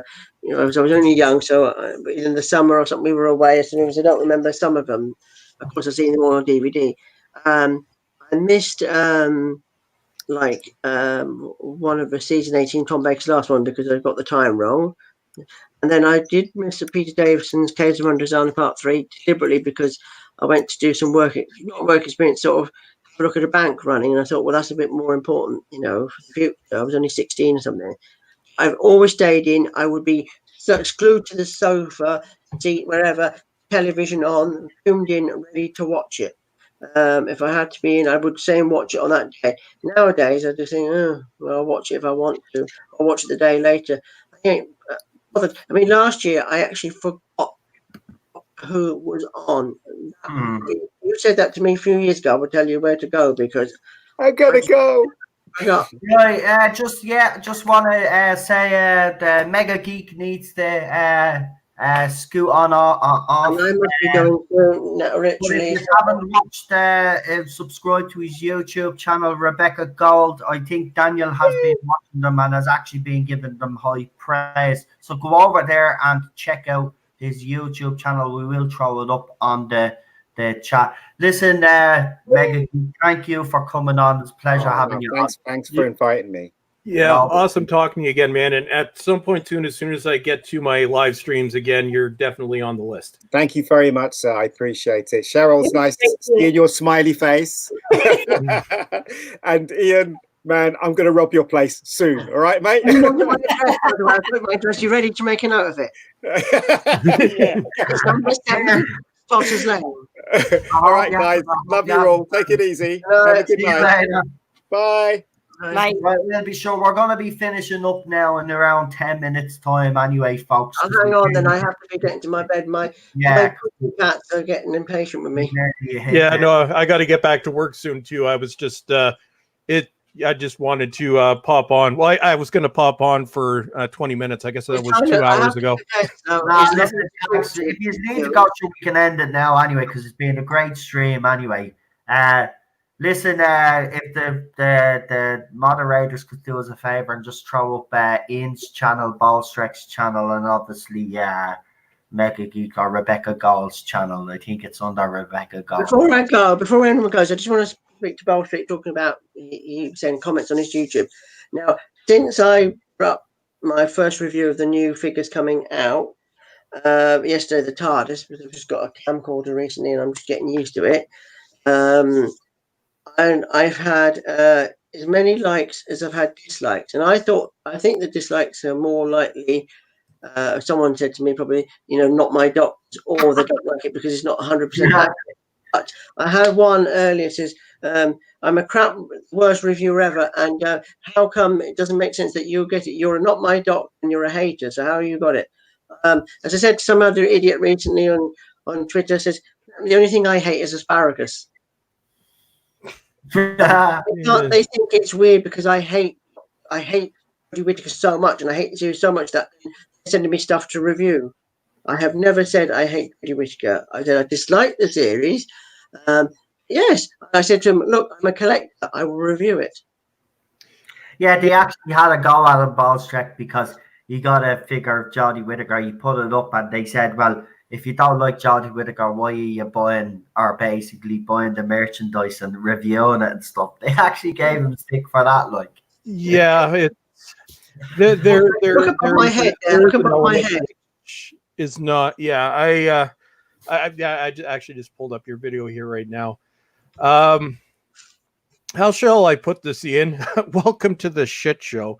It's as the first Doctor said in the 5 Doctors, at my age, there's very little to worry about or fear about, something like that. Yeah, I just don't get, because what I did the other day on Twitter, the one that was sending me private messages, how come you got it when you don't like it? So I said, as Noel said, I said, well, if you'd bothered to continue to follow me, you would have seen why. But as I'm a nice guy, I will tell you. Then I got a load of abuse, so I'm blocking you by. But what I did is report it to Twitter. Not that makes a difference. So I just copied him, his name, his tweet, put it on the Twitter, and says, "This is what I got." And anyone does that, I will put it up there for everyone to see, because I do not.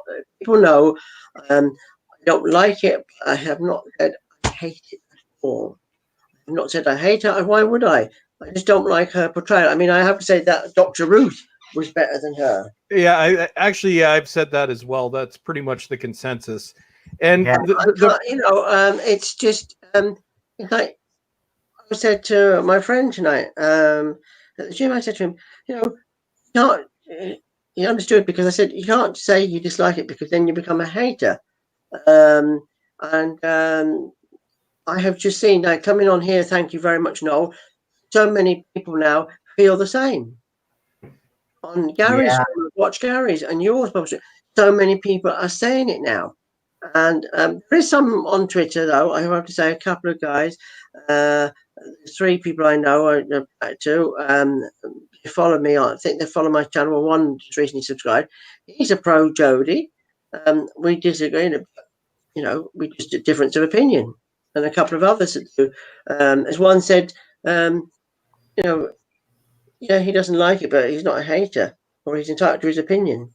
Yeah, like on a radio show, and someone said to me, a guy that runs a site, Dr. Who Page, he says, it's your opinion, you're entitled to it. So I said what I thought of it. I didn't say I hated her. I said Dr. Ruth was a better actress than her. It's the same as yesterday. What's her name? The one in Peru, the girl, the young woman, whatever her name, with the afro hair. Oh, the one from yesterday? I thought she'd make a better companion than the whole. Her name is Gabriella. Okay, yeah. Yeah, she's rumored, if the rumors are true, she's actually rumored to be the new companion for when the series comes back. Yeah. That's why they made such a big deal that she was from Portugal. I was wondering why you were making a big deal over that. So Gabriella, apparently, according to the latest rumors, is going to be the new companion, because Tolson Cole and Manip Gill are out, apparently. Well, Tolson Cole is doing that. Some Netflix thing or something. Yeah. I mean, I don't know how, because I said this to Eddie McGuigan on Twitter. I said to him, how on earth is he getting these parts? Because he is hopeless. Because he says he's he's pushy or something. I said, well, that's true. I mean, I have to say, he's a bit easy on the eye, but he's acting. I mean, how did I put this on Facebook the other week? When Jack was in the spaceship and Jack was coming on to him, I said, oh, I wish Jack had his way with him to shut him up. Yeah, but anyway, and one thing I wanted to say to Ian in response to that, there's a trend which has only been around for the past 2 years, but everybody is compartmentalized into 2 groups, and you're not allowed to associate or even disagree with either side of the group.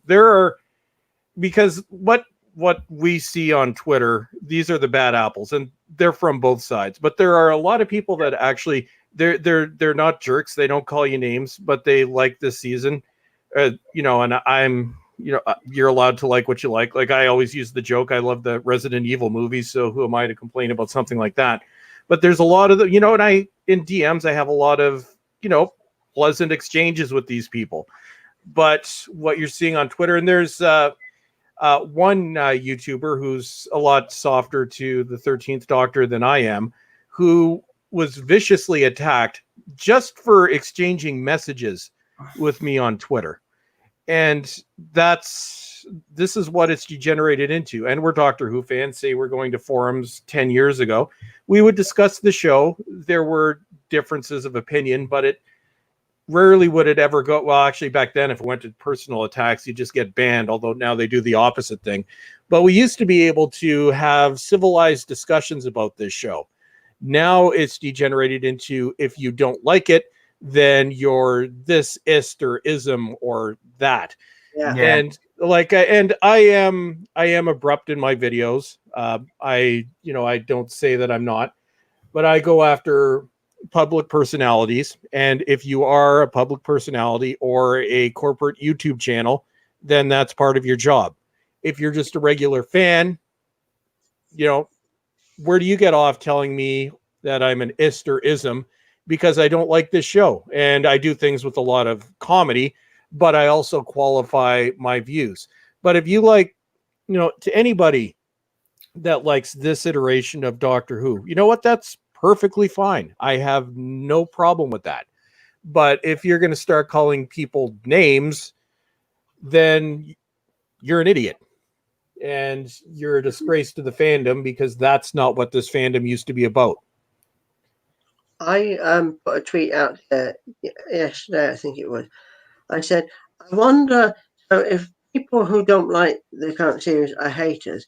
I wonder about those that didn't like Colin Baker's series. Were they haters as well, including Chibnall? Because I don't know if you know this, but he actually went on BBC television on a point. Oh yeah, I've used screenshots from that in videos over before. there, and he said, because I remember watching it at the time, how he did not like it and he criticised it. And I had I don't know if I still got it. I had a fanzine thing called Doctor Who Bulletin. And there's a letter in it, and he says, "Oh, people shouldn't attack the production team." And that was in the 80s. And what does he do? Go on television and do the complete opposite. Yep. So and now apparently he does not pay back any attention to feedback or criticism. We certainly were dishing it out, mate, all those years ago. True. And both RTD and Moffat, even though, you know, they had egos, probably Moffat more than RTD. Yeah. But they listened to fan feedback. One example would be the Doctor getting in a relationship, which we saw that with Rose, and then it was played with a little bit by Martha. With RTD, the fans generally did not like that approach. So what did he do? He brought in Donna as a permanent companion, and it was made clear from the first episode that it was a platonic relationship. That was Brilliantly. Yeah, it was a reaction to fan feedback.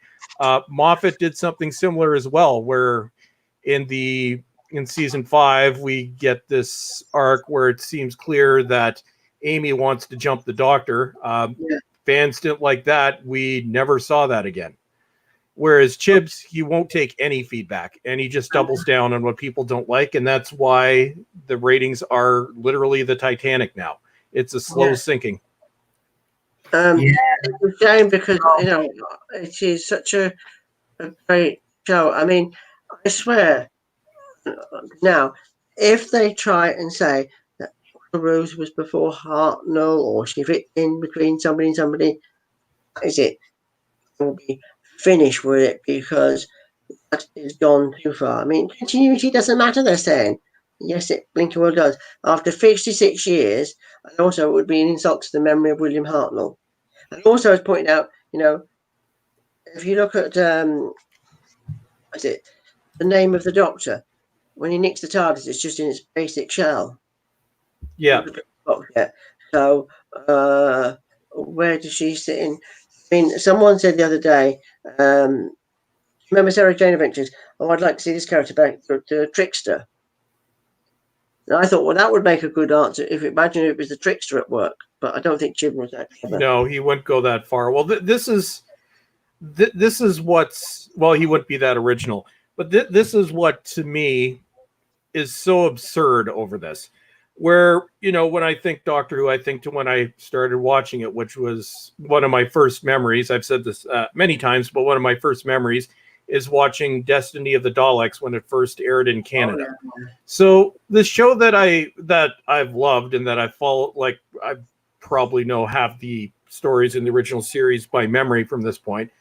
But how did this show about a man that travels in a police box get completely hijacked?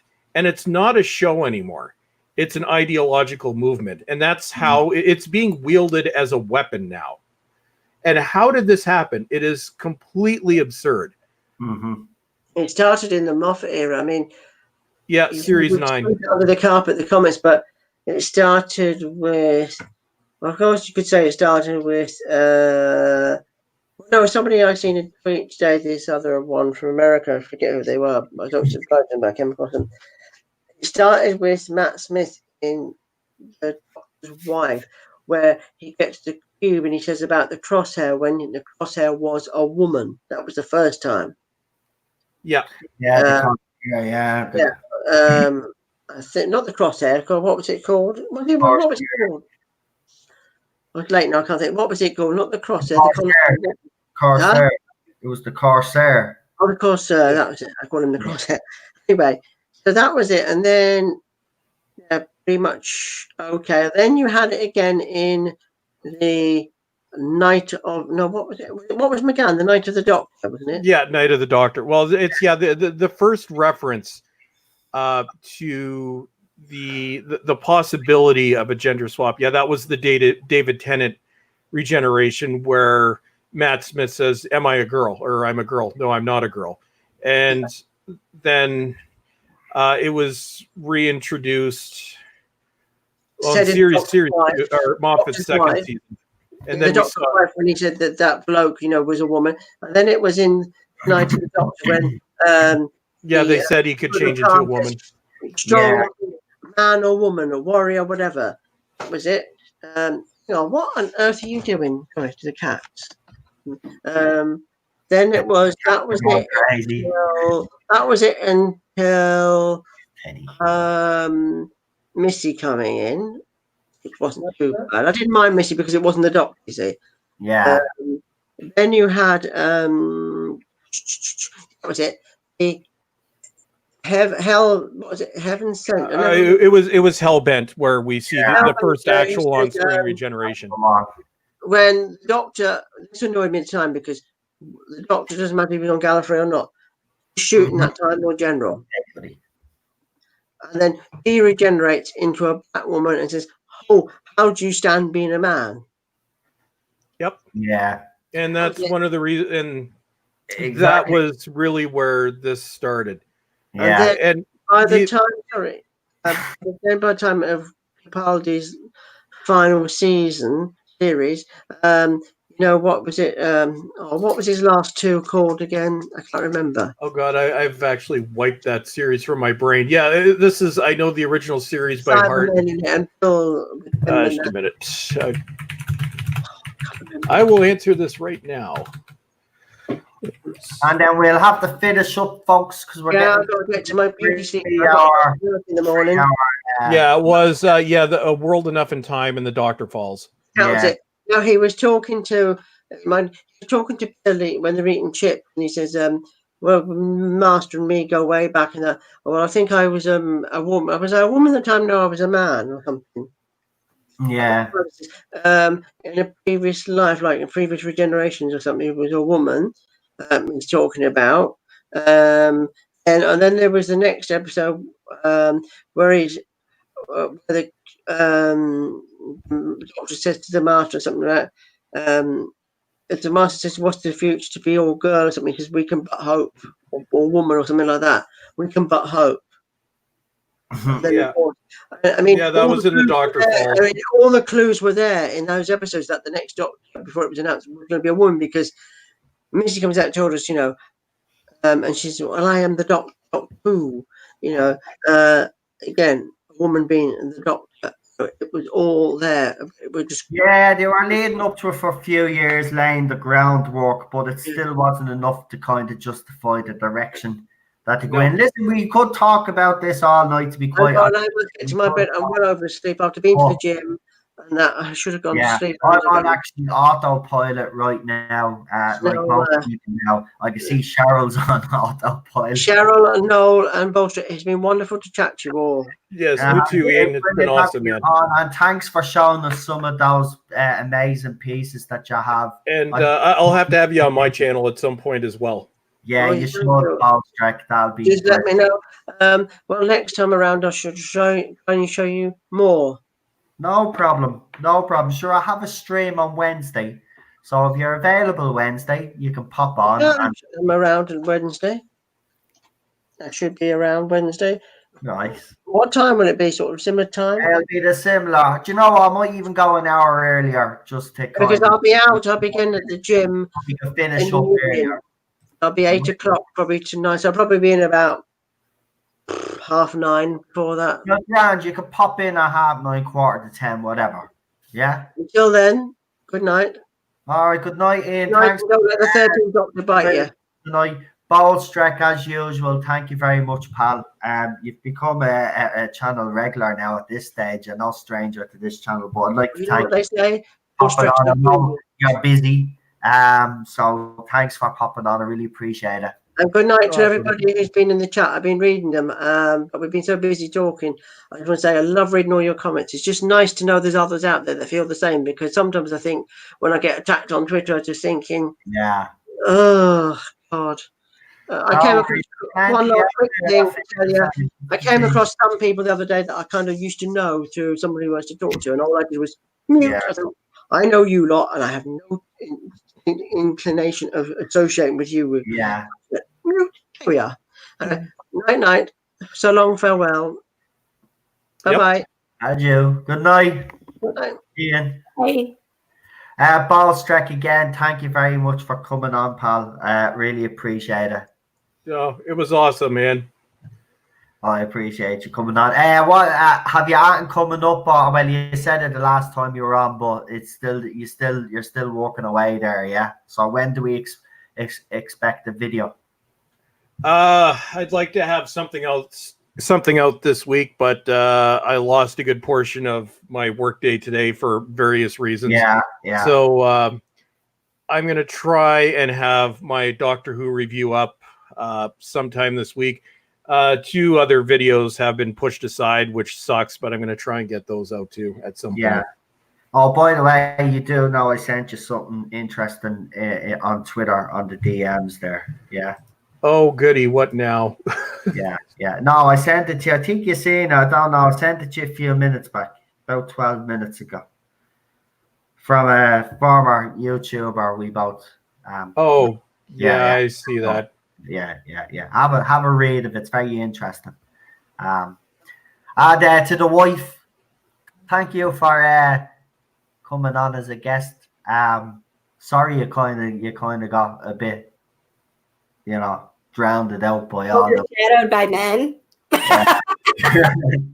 But no, next time we do this, I'll get you to co-host with me. So really, well, I'll be able to get you to end when you say we're leaving in 20 minutes. So I'll be able to get that done on time then. Get what done? What? Oh, I don't know what you're talking about. See, I'm on autopilot here now. When you say okay, we're going to end in 20 minutes and then it's like 40 minutes. I know. But everybody gets passionate and Right, listen, guys in the chat, thank you very much for joining us all. Also to all the moderators, thank you for putting up all the links to the channels and keeping the chat actually in line. We've seen a few trolls there tonight, but fair play to you. It didn't get any worse thanks to what you did. So thank you for joining us. I leave you with the channel trailer. Bad Wolf 66 obviously gave us this. So good night. Talk to you on Wednesday. Have a good one. You have all been watching the official Tardis Zone. Thank you for tuning in, and we will see you next time. Do not forget to comment, like, share and subscribe for more Doctor Who content.